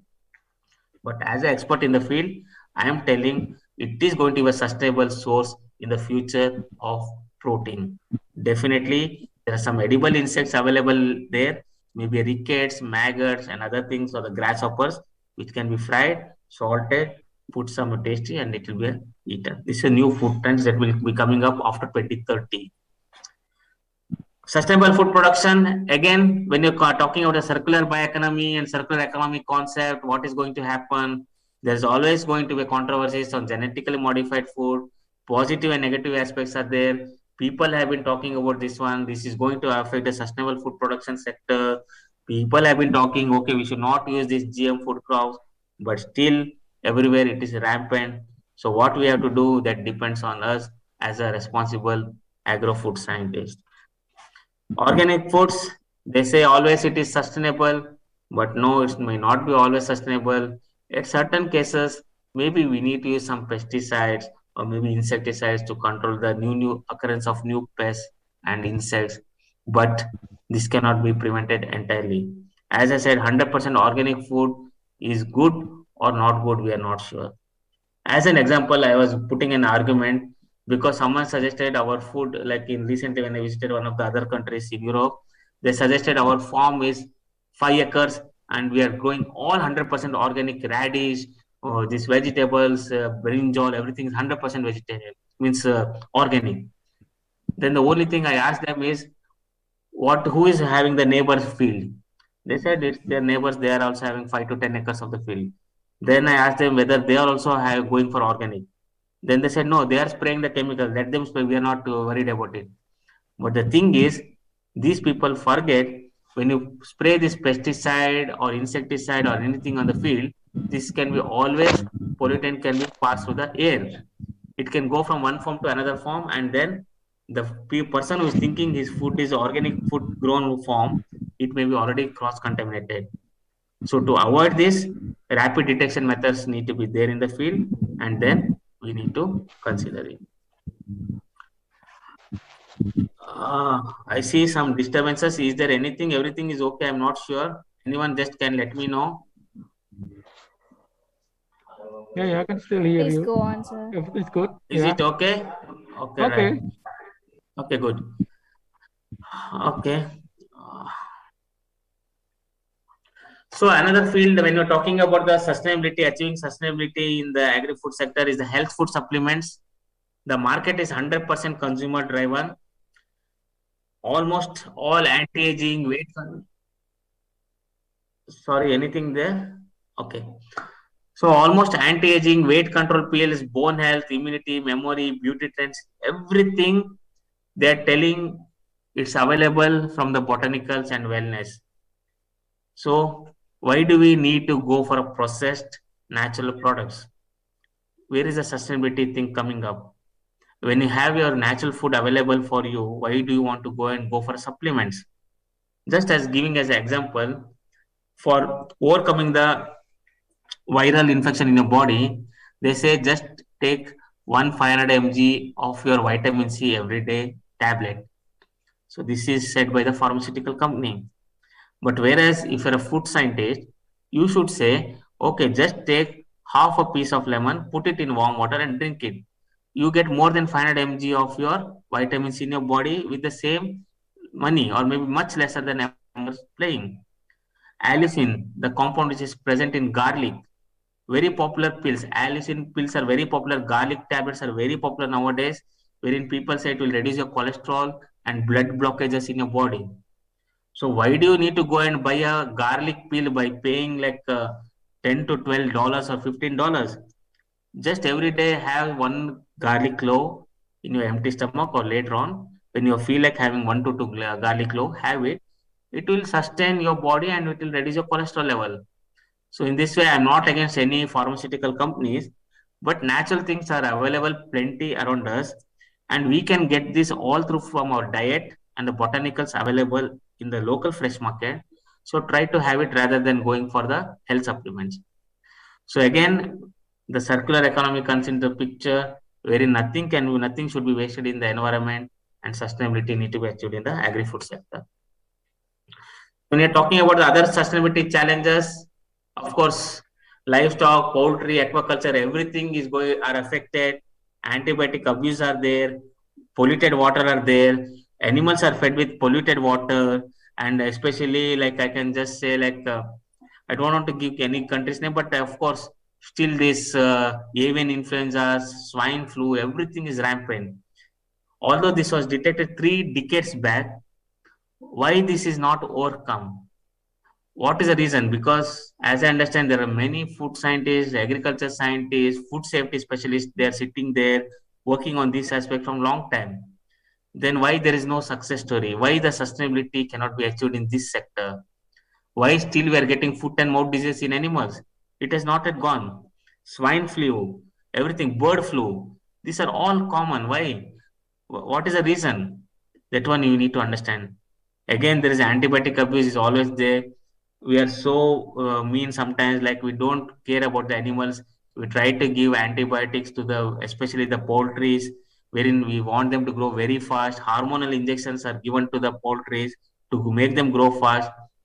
But people forget that when they eat all this stuff in the part of human diet, these hormones and these whatever is antibiotic is given to these animals or poultry or anything, it is entering our human food body and to the food chain. So how to overcome these sustainability challenges, that is also something to be understood.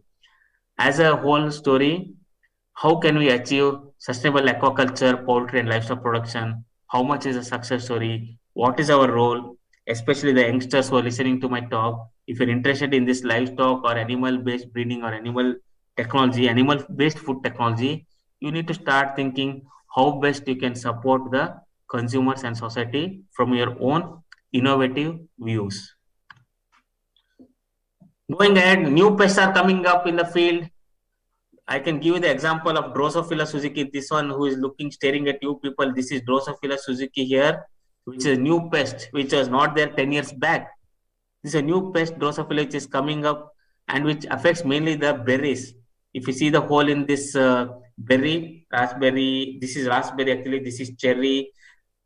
If this insect attacks your farming field, in a matter of 3 days, all your harvest is wasted. That means tons and tons of your fruit which is ready for harvesting is wasted just because of this one smart guy who is sitting on the right hand corner for you. If this fellow comes with his family and attacks your farm, the whole farm is gone in a matter of 3 days. You not even have a time to spray the insecticide and pesticide and everything is gone. So how to avoid this type of new pest coming into the agriculture sector? So if this comes, the whole sustainable production is affected, and then we can now nowhere can talk about sustainability, sustainable food production, or maybe the other things. So this is something we need to really think upon.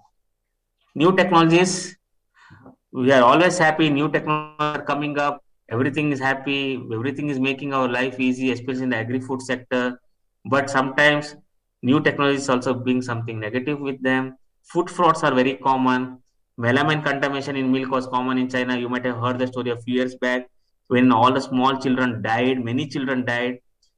Reason, I don't know, many of you know it or not, because for the young researchers who are sitting there, the reason was when you measure the protein content in a milk, what we do is we measure the nitrogen level by using Geldal apparatus, and we have a multiplication factor, and we say, okay, this is the total number of protein present in the milk.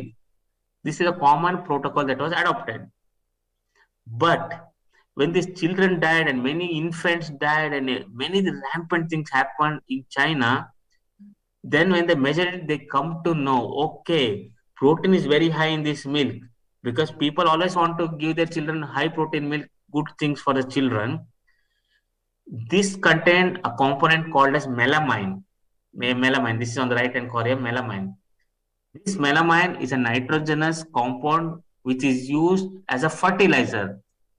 So the company guy was putting this fertilizer into the milk, diluting it, mixing it, and when they check the protein level, it's high protein content, and they were sending it to the market. The effect was long term. Some people were affected immediately, some people are not affected. That was the cause. Then there is a case of fake eggs which came in the market. Even when I was working like almost 6 years back in Malaysia, I myself have seen this fake egg, which is artificial egg actually. When you boil it and cook it, you can easily make out this is something like plastic things.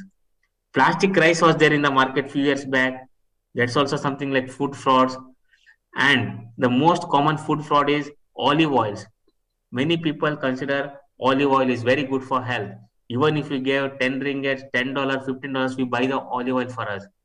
But how do you know it's a real olive oil? Maybe they have taken the palm oil from a local industry, put malachite green color, mix it, label it locally somewhere in your local, somewhere in the place, label it as a olive oil imported from Italy or Greece, and then put it in the market.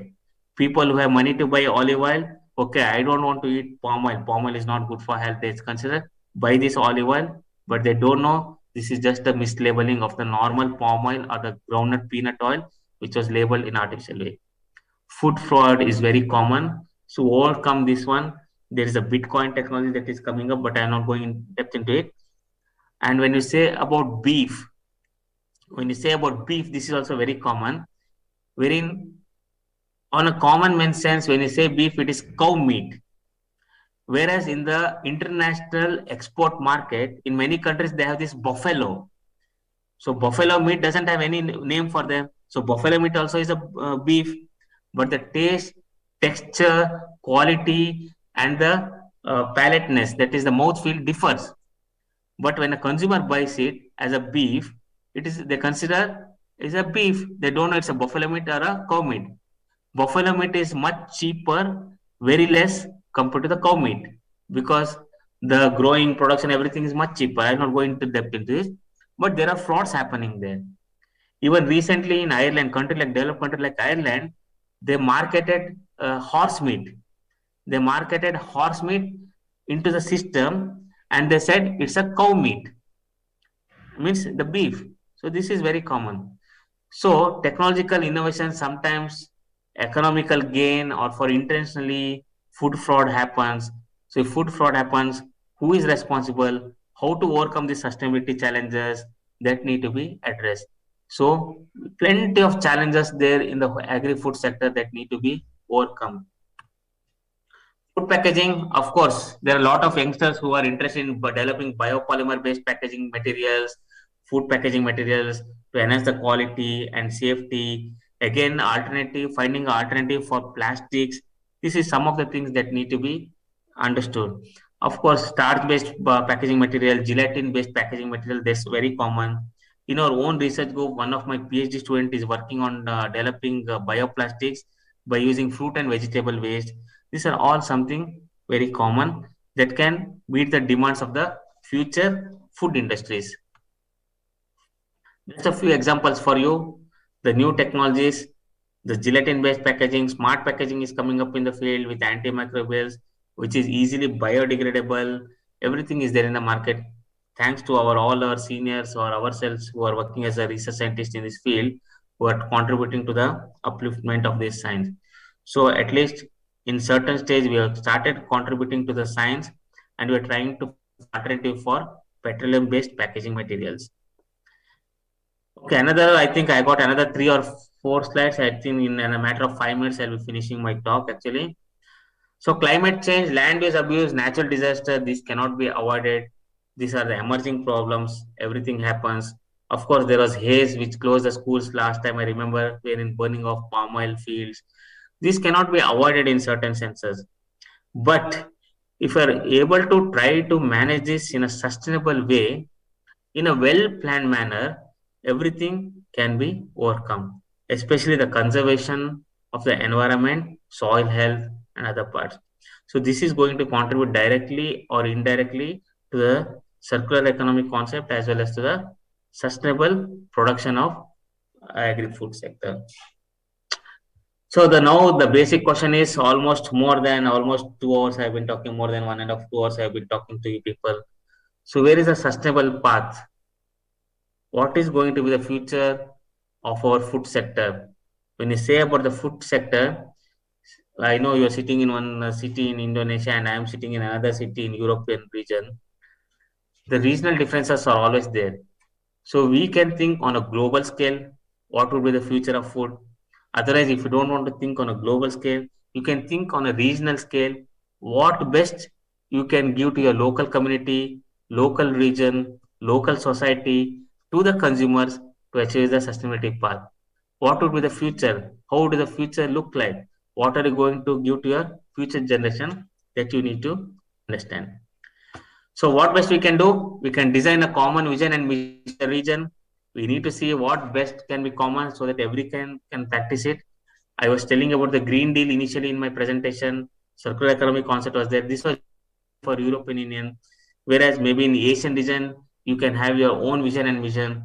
If you don't want to go to the Asian region, you start at the community level in the university, in the department, then go to the city level, then go beyond the city to the rural regions and try to implement and share your vision and mission for the region by working along with the local communities as well as the government authorities.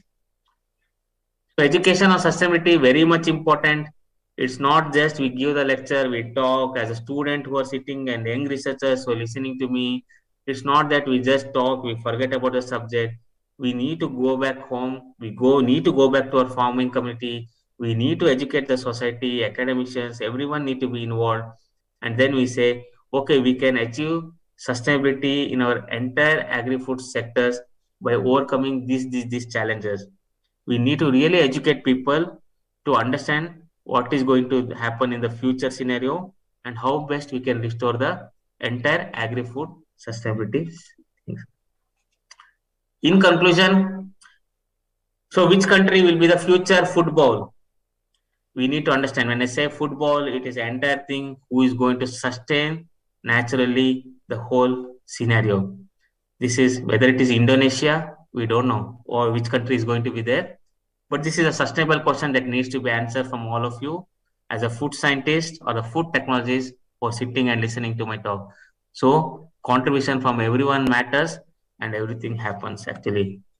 The future agri-food sector, does it look like this very dark or is there some hope or hopeless? So it depends on us. Some reference material for you. That was about my talk actually, just 1 second.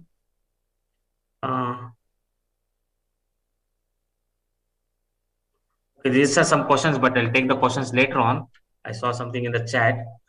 Okay, that was about my lecture actually, what I was talking about. But I would like to say, like, especially when I consider there are some young master degree and PhD students sitting over there, there are a lot of funding opportunities in the European Union for students to come over here. If you look for Germany, DAD Research Fellowships are there, Mary's Law of Curie Fellowships are there, Mobilitas Plus program is there, Erasmus fundings are there. So these are some of the fundings that is easily available for the students as well as young researchers or the experienced academicians who can come and visit Europe. It's not that my place where I sit and giving the lecture here in Tartu City, but even this can be extended to other countries based on your interest where you want to go actually. I am not able to move the slide actually. Okay. There are some DORA Plus grant for visiting doctoral students. If you're a PhD student, Fulbright Fellowship, British Chavin Scholarship, Swiss Government Excellence Scholarship, many things there for young researchers over there. Finally, to finish my talk, this is a slide in front of you. You got to freeze the footprint of food. We need to see when we can achieve, and we got to start doing now. So if you are able to do this, the sustainability in the agri-food sector can be achieved entirely and the success can be done. Especially for the young researchers who want to know which field I am working on. I hold specialization in food security and food sustainability. And of course, valorization, what I was discussing as a part of my lecture. I'm leading a chair over here with almost a big group of researchers who are working under me here. But feel free to contact me. Always you can go to Google Scholar and check my publications or research data on any public platform. If you see anything interesting that is useful for you, be in touch with me. We can always collaborate, we can always network, and I can always mentor you people to see and succeed in your life, especially the young researchers over there. overall acknowledgement, organizers, all these people, thank you. And Nurul Huda, who is a part of this, he was my former colleague who brought me here to talk to you people. Thank you so much for your time. If anything is question, then I can take up. Otherwise, let me see how it works out for you. Okay, thank you Thank you so so much. much. Yeah. Okay. Is my voice audible? Can you hear me? Yeah, but I cannot see you people, but I'm not sure where you are that, but Okay. So thank you so much, Professor, okay. for your presentation. I'm so happy, but it is true. I mean, I'm not kidding that I'm happy. Because you said when you talk about people from Japan and you are kidding. No, I'm at this moment really happy and I'm not kidding because you give a very insightful and comprehensive presentation and lecture for us. So actually, personally, I have some questions, but I will give the floor to the audience first because actually here in this VIP room, we only have around 20 people, but in the next room, in the audience room, we have more 200 people there, 200 students. So there are also some questions from the students. So, okay, before going to the floor to the student, maybe I will wrap up a little bit that sustainability is a keyword. I mean, it's become a trend now in the world. And in short, sustainability is like we have to make sure that our next generation will get what we get today, something like that, in short and in a simple way. So also one thing that I really like is that we have to save the earth, right? Because the earth is only the planet with chocolate. Yeah, chocolate is my favorite food and also my topic of research actually. Okay, so there are some questions for a student, and then the first student is, I got it from the chat from Livy. Good day, Honorable Professor Rajeev. I would like to deliver my question through open mic. Okay, please, Livy. Actually, before that, there is one more question from Ivana. Actually, I saw a question from Ivana. Can you see it? Actually, Dimantas, can you just see it? Okay, but because Livy already ready there, maybe Livy first by open mic, Okay, and okay, then that's no later on problem. we will give the floor to Ivana. Okay, please, Livy, time is yours. Yes, thank you, Pak Dimas, for the chance for me. First of all, thank you, Professor Rajeev, for the very nice presentation. I really like it, and I think so do all of us here. Really enjoy your presentation, especially on how you simplified your presentation matter, your language, so that we, the student, could go along with you. So I have two questions, and here it go. Number one, is it true by changing behavioral consumption of meat to plant-based is able to sustain our life? Besides, I got a news that stated cutting meat and dairy products from our diet could reduce individuals' carbon footprint from food by up to 73%. So in your opinion, is there actually any direct correlation? Can you speak little lower because your voice is hanging? Can you speak little slower because your voice is hanging? Oh. Okay, pardon Just me. speak So let me repeat my question. Yeah, pardon me, Professor. Is there actually any direct correlation between carbon reduce and vegan diet? And if it is any, is it significant enough to sustain our environment? While for my question number two, regarding the EU Green Deal, I think it confronts country like Indonesia with some dilemma. So the farmer here really habituated to use pesticides to overcome insects and pests, right? Well, on the other hand, if we want to spread the agricultural export chains to Europe, they will reject our community anyway because of the existing EU Green Deal. So in your opinion, what is the best way to face this dilemma, Professor? Thank you very much. Okay, yeah, you can directly answer the question, please. Regarding the reducing of carbon footprint, it really depends on what we are considering, because We cannot really directly say, okay, if you just implement this one, your carbon footprint will be reduced and your circular economy will be a success. It cannot be overnight phenomenon actually. You really need to see and plan regional wise what can be done. So because that's the reason I said, like each country and region, everything differs actually. So you really need to plan on that part when you're talking about the carbon footprint and reducing carbon footprint. And coming to your other question on the diet base or the diet style, actually, I don't think that we just change our diet overnight and start eating vegan food and vegetable food and stop eating meat and we say, okay, we restore the whole sustainability in the food. So we cannot do it in an overnight phenomenon. When the whole consumer and the society is involved in this movement, that's why I took up a word called food revolution or maybe green revolution. When this happens in the whole society, then only the success can be achieved. Because now from my experience, I'm seeing slowly, because in this part of the world, people used to rely morely on meat. They want meat in the morning, afternoon, supper, dinner, everything meat. But now this lifestyle has changed, especially in the young generation, where they're trying to go for not vegetarian, even vegan. They want to go for vegan-based diets. That means somewhere some system is being changed and people are shifting it.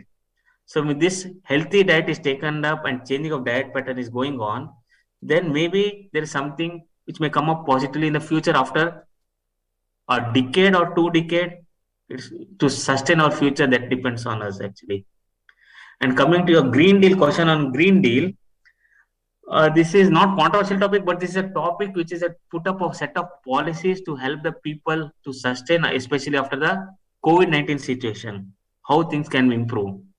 So when you're talking about the export market from Indonesia, your food products or the raw material to the Europe or developed countries, even for Australia, New Zealand, each country has got its own food safety rules and regulations for imported foods. Earlier, there was a limit wherein the pesticides or maybe insecticide or fungicides can be present in a food commodity, especially a dry food commodity. But now, because of the availability of modern physical mode of processing and preservation like electron beam radiation, gamma radiation, UV rays, or IR rays for preserving and processing, people are demanding in the European Union, and especially when they are importing the goods, you need to declare that your product is free of so and so chemicals. Earlier, I can say very clearly, there's a threshold level wherein if the threshold level is met for your coffee beans or anything, people would accept it. But I am seeing from my experience and expertise, in another 5 years or 10 years, this will stop. People will definitely not buy those commodities which are sprayed with insecticide, fungicide, or anything. That means this is a time wherein the farming community need to be educated for alternatives, if available. If not available, then if you're going for processing after the harvest, you need to see what best can be achieved. Maybe electrolyzed water can be used for desanitation purpose. Maybe fruit juice you can use UV rays instead of any preservatives. Or in case if you want to use onion and potato not to sprout, don't use any chemicals. You can just go for gamma radiation, exposed to gamma radiation, physical mode. You can store the onion and garlic as well as your potato for 3 to 6 months without anything. So there is always an export market, and especially the young researchers need to know what is the demand of the importing country. Based on that, as a responsible agri-food scientist, you need to help and educate the local community. This is your responsibility also. So that's a part of it. So because I will not go in detail into it, but there are many things I can say, like there are some controversial things that is also there, but I don't want to put in an open lecture or open platform like this. But if you want to really have my inputs, you can drop an email to me, then I'll tell you what is a real scenario and how that can be overcome to help the people there. Right? Because in an open platform, it's always good that we answer in diplomatic way rather than we go and say make a complicated statements. Because in this part of the world, especially where the chair which I'm holding, each word counts for me. When I make a controversial statement, it becomes a big thing here actually. So I try to avoid it. But of course, in email, I can drop you my view, personal views. Wow, thank you so much, Professor Rajeev. That was a very pleasure for me. Thank you for your answer. It was really understandable. Thank you. Yeah. Okay, Livi, you have to keep in touch with Professor Rajeev. Maybe you will open a lot of opportunity in the future. So yeah. Yeah, I hope Okay. so. Thank you very much. Yeah. Okay. I Of think course, it's Dimas was also in Belgium. He also has got a lot of things to help you and support the young researchers there. Dimas, you also can help them the opportunities. You know better what is available here in Europe. yeah, of So he's course. also Because good. if yeah, okay, we have to broaden the access actually to Europe. Okay, so we already have three more questions, but I think I will stop the question from the audience. I mean, we will focus on these three questions and then we will close the session. The first question is from Ivana. Good afternoon, Professor Rajiv. Thank you for your excellent presentation. I'm Ivana from Food Science Technology 2019. I would like to ask you a question. I heard from you that a presentation that your presentation that we have to maintain our health by changing our diet, eat vegetable over the meat, etc. Unfortunately, many people eat without concern. They just eat what they want. Also, citizen paradigm is not well educated.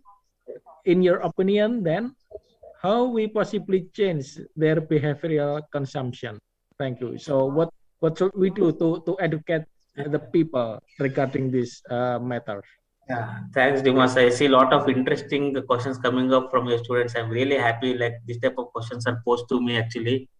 Even this type of good question doesn't come when I go to many of the developed countries in the world actually. But it's really good. The students are very active and they're interested in this type of topics. Okay, coming to the thing actually, as I said initially, we cannot change the dieting patterns overnight. We have to do it in a slower movement actually. There is one big journal called Consumer Sciences and Consumers actually. You can just see what are the articles coming up as a scientist, consumer behavior things, how consumer behavior can be changed. This is all put in that journal. It's from Elsevier. But I will not go recommend any journal to read actually. I'm not popularizing any journal, but that journal gives a lot of inputs for the especially the young generation. So coming to the point, so how to maintain our healthy diet by changing our diet style? Okay, as I understand, people are adamant. You cannot just go home today and tell your mother or your wife, stop cooking meat for me. I want to eat vegetable from today. They will think this guy has become mad after going to the office, right? And if you're a woman, working woman, going to home and telling your husband and children, today onwards, I'm going to keep only steam cooked vegetables and fruit for you, nothing for you. Then they'll think mommy has become mad or something happened to mommy after going to office. So this cannot happen overnight. So what you can do is you can start, and one more thing is you cannot just go in a public place and just go and saying don't eat meat, don't eat chicken, don't eat this and this. Then they think, oh, this person has become overeducated or something happened to this person. So what need to be done? You have to start from the household level. Educate your family first. As I said, like if you're an elder sibling, educate your younger sibling, or maybe if you're a smaller kid, then tell in your home or when you're sitting for the food, say like don't use deep fried foods, don't have too much of meat, it may be having health concerns. So these things you have to start from the household. Start from the household at your family level, then this can extend beyond the region and religion. Other thing is, if you're happy or a good writer, try to put it some blogs. Actually, nowadays, a lot of young researchers are putting up blogs wherein a lot of people read it. Try to put up some blogs wherein say, okay, take up a topic, put up your own blog and say, okay, this is how we are going to educate you people, have like this and like this. The other alternative is, if you're a habit of writing, especially the academicians over there, try to put up some articles in newspapers, local newspapers, not in the like a nationalized newspaper. Put in local newspapers some popular articles. So there are a lot of publicity that you can get through these popular articles, just like a column or something, food column in your local language, where people read it every day. When you do like this one, then people slowly get educated. If not 100%, at least 40% people get educated on the subject what we are talking on sustaining the agri-food system. Then they'll try to practice it.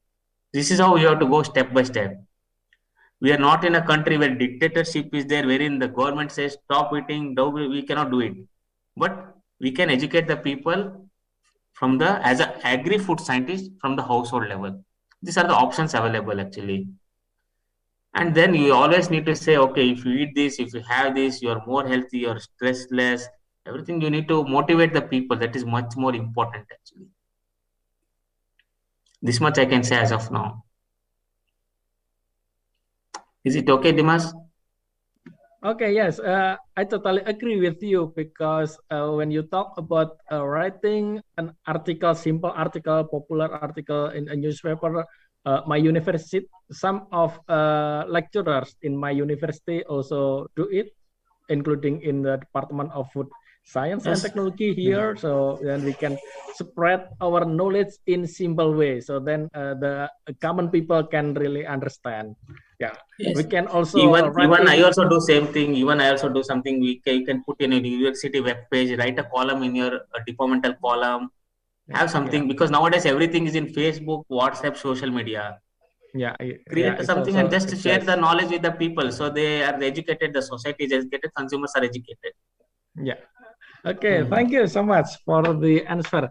So the next question, I think there will be an open mic from someone. Kania, are you ready to open mic? Okay. Okay, please. Time is yours.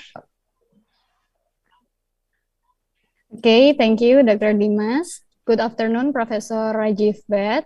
Thank you for the insightful presentation. My name is Kania. I would like to ask you about green processing technology. Could you elaborate more about green processing technology should be used to convert food waste or byproducts? Does it mean any processing that is chemical-free? Thank you. Yes, green processing basically, like when you say the conventional processing, like it was earlier days, we used to use the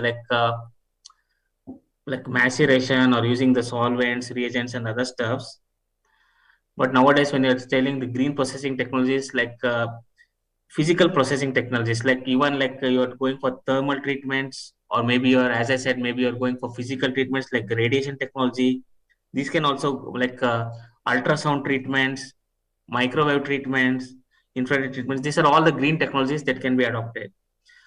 In the other sense, when you're talking about the green technologies, when you're doing the analysis part in the chemical laboratory or in the laboratory biochemical analysis, earlier days what used to happen, like we used to use the ethanol, methanol, petroleum ether, diethyl ether. These are the common chloroform. These are the common solvent that were being used as for measuring the biochemical components.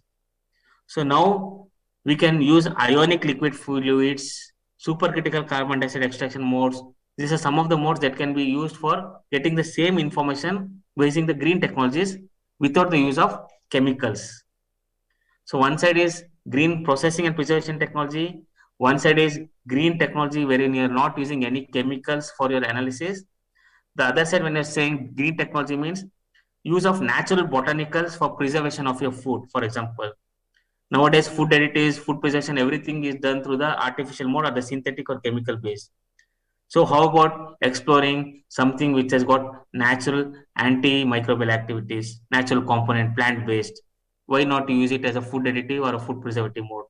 These are some of the things that can be dealt with. So when we talk about all these things in a whole, these are something called green technologies. This is a future. Definitely this is going to the future. Everyone, even if you're communicating your articles to journal, they'll see what green technologies you have used. Have you used ultrasound? Have you used microwaves, sonication treatments, radiation treatments, supercritical carbon dioxide extraction? These are the things they will start looking into. And when you're giving the results, for example, simple example for you, if you're giving a result on some antioxidants, if you said you used methanol, chloroform, acetone for doing your antioxidant assay, they may not accept your article. It's not food grade. What is the use of getting these results? Of course, ethanol, okay. You're using ethanol because it's a food grade ethanol. You're generating some result for antioxidant using ethanol, okay, acceptable. But in the coming days, it is all about ionic liquids, ionic liquid extraction. All these terms are considered as green. So the future is green technology, green food technology. Yeah. Okay. as a Thank you future. for your answers, Professor Rajeev. Kanya, do you still want to ask something else? Because No, it it's seems that enough. Thank you so much, Professor Rajeev, for the answer. okay. I suggest Okay. please keep all the student of yourself updated what is happening in the world. The Yeah. keywords are three actually: sustainability, circular economy, circular bioeconomy, and green technology. So just be aware of these four words, and then I think you'll be easy to thrive in the field of agri-food technology actually. Yeah, what we have done here also using ultrasonic for extracting bioactive compounds from, like, say, spices and herbs, but we still use ethanol. So we still combine between the green technology and conventional old technology. So maybe in the future we can develop a really green technology. Okay. Because ionic liquids is the one thing where people have started to work here actually. Ionic liquids, that's also something good actually. You can try to look into that also actually when you're doing the analysis part. Okay, good. Maybe then we can apply for international research collaboration funded by my university, Universitas Plus Maret, because we have some funding to support this. Like we can say it kind of seeding money, not a lot, but we can do for doing research together and publication. Okay, well, we can talk a lot about this later on. Okay, the last question for today from Dewa Putu Adi. Do you want to ask directly or you want me to read your question? Okay, please. Yes, sir. Good. I can ask that directly. Okay, thank you. Am I audible, Dr. Dimas? Yes, please. Okay, awesome. And first of all, thank you so much, Professor Rajeev Bhat, for the wonderful presentations, and it's so insightful actually. And I'm so interested in circular economy and sustainable system, food valorizations, and something like that. And that's why my final research is focused on in this sector, and I built some initiative called as Foodie Life that focus on education in sustainable food system and also climate change. And actually, I'm so agree with you, Professor, that with food valorizations, we can turn food waste or byproduct into product that has higher value or may contribute in circular economy in this world. And my questions for you, sir, is just actually a simple questions for you. And in your opinion, Professor, Indonesia is still a development country, and there are a lot of development countries here in this world. And in your opinion, what is the biggest challenge or perhaps obstacle in doing food valorizations, especially in developing countries such as Indonesia? I think that's all from me, sir. Thank you so much for your opportunity. As I understand your question to be simple, you want to know how validation technologies can be applied in Indonesia to achieve circular economy. It's very simple. I'm not sure you're a student or a young lecturer there. What are you doing there actually? You're a student or a lecturer? Yes, I'm a student actually. Dewa is a student, yes. Yeah. Okay. Okay, understood. So basically, as I said, we have to start somewhere. Now we have the international platform wherein you can communicate with researchers throughout globally in a matter of few seconds or few minutes. You drop an email, they reply back to you. This is a digital world we are living in. First thing. Second thing is there is the concept of valorization technology like managing food waste and byproducts that is already established now, being established. The research data has been created. The pool is available wherein a lot of informations are available. Our duty is to see our regional agri-food sector, how best we can implement this. I gave an example of mango peel actually. It's a tropical fruit. Durian is there, lot of places. Durian skin has got a lot of pharmaceutical value. The informations are available in the data set. You just need to see and plan how best this can be applied for the regional sector. For this one, only food scientists cannot do all the work. As a food scientist, you people can do generate some lab-based research, and this information need to be passed on with a technology transfer to the local food industry or entrepreneurs. And after you pass on this knowledge, it need to go to the policy making level how best you can manage this food waste or fruit and vegetable waste or any food industrial waste. This need to be planned in a methodical manner. Then there is a lot of ample scope. I don't believe personally when you're talking about Indonesia or maybe Thailand, India, China, I don't believe any concept like developing countries. That nowadays there is no concept of developing countries. Even the most developed countries in the world, they are starving. Poverty is there in those countries. Only thing is their economy is strong. Then they say we are their developed country. When it comes for agri-food sector, we are more like I can say in the Asian regions, they are much more at a higher level comparatively. If you see the COVID-19 outbreak, just imagine a most developed country like US how it survived and how the Asian region survived. If there is a cutoff of this all these agriculture food commodities export market, many countries developed so-called developed countries cannot survive. Whereas countries like Indonesia or maybe other neighboring countries, they can survive because of the rich traditional agriculture food sector which has been well established. In shorter term, we say the country like Indonesia are living in a food secured world and self-sufficient country. In that case, the word developing means developing in the sense of economy. But as agri-food scientist, I consider you people as a developed region because people are having ample food to eat in the morning, afternoon, and night. They're sleeping nicely with the good food, and fruits and vegetables are available in plenty. If you don't have popular fruit and vegetables, there is always like the local fruits and vegetables. So in that sense, in the agri-food sector, you are a success. The story is success for you people. Whereas you are self-reliant, self-sufficient, and food secure nation. But only thing is, when you talk about valorization of food waste and byproducts, maybe the technology is not there how to valorize it.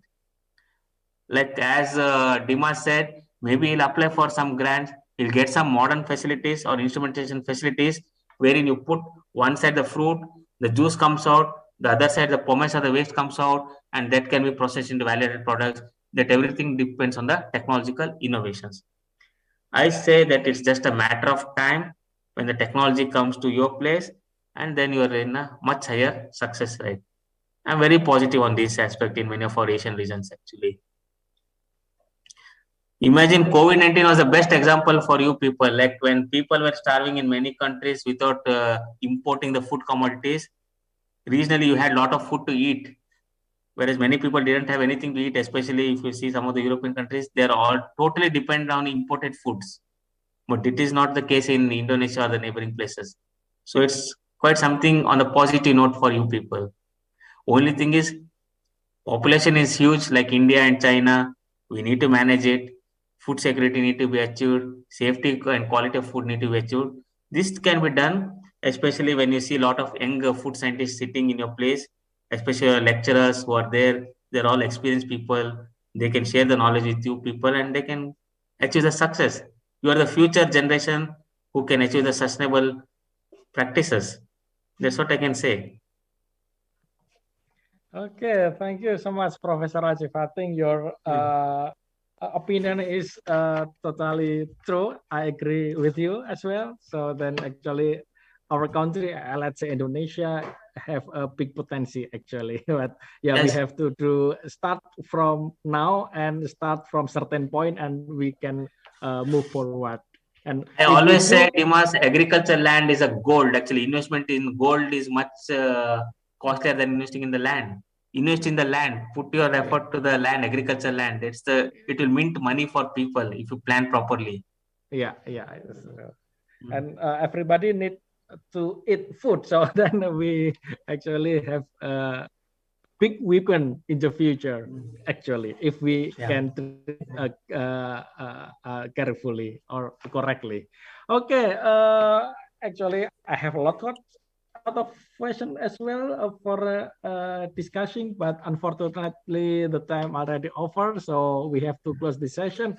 But one thing that I really mentioned to you that I noticed that you already wrote some books. So if someday you have a plan to author or write any book, please contact us, Universitas 11 Maret, and I'm sure that our department will contribute at least in one chapter. So we No will. problem, Dimas. You do one thing. I suggest you just drop an email after our talk now.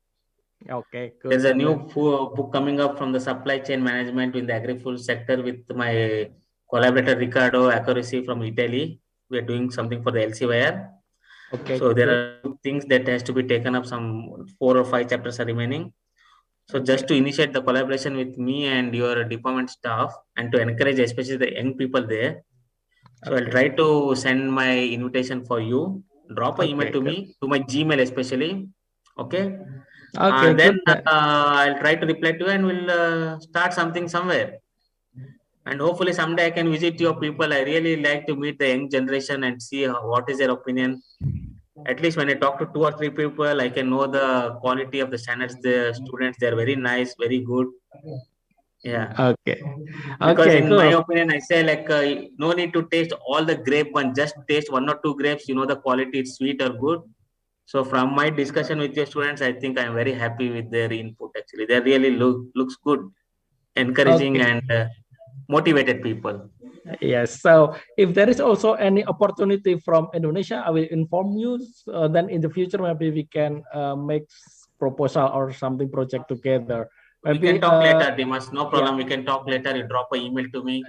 Yeah, Dr. Nurul Huda and Dr. Danar will lead this department to collaborate with Estonia. So yeah, so then it will be in one door. I mean, so the communication will be good. Okay, thank you so much. And unfortunately, the time is over, and I have to give the time back to the master of ceremony.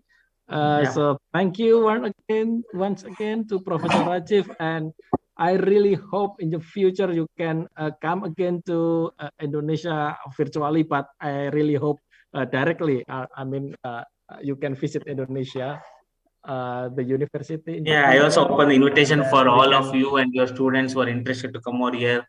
We can see the opportunities and get the things sorted out.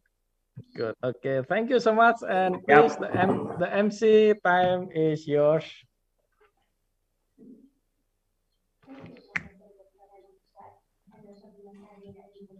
Belum kayak.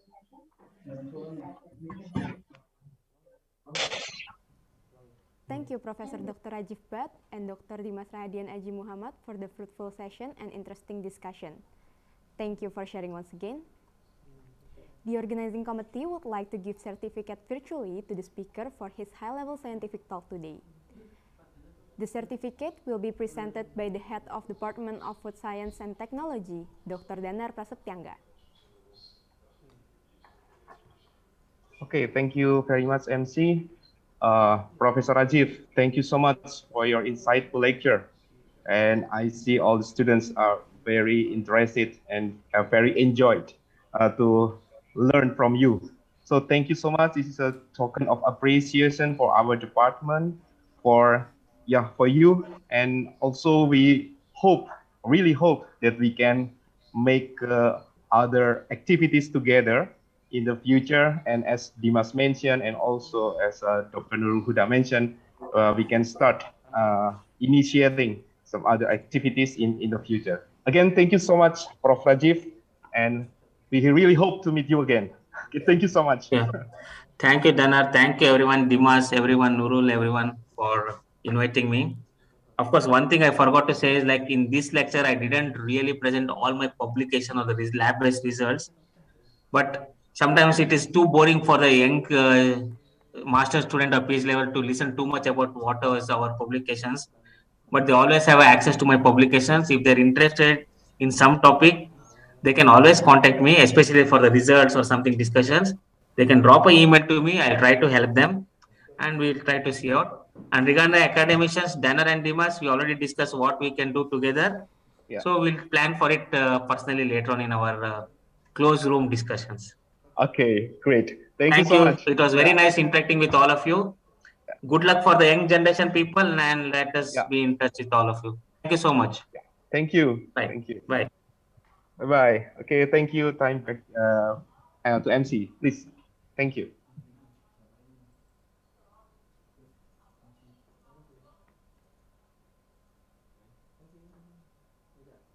Ladies and gentlemen, now we have come to the end of our agenda. We hope you found this afternoon's presentation as informative and insightful. I, Maesa Antariksa, as the Master of Ceremony, and on behalf of the organizing committee, would like to apologize for any possible mistake done during this event.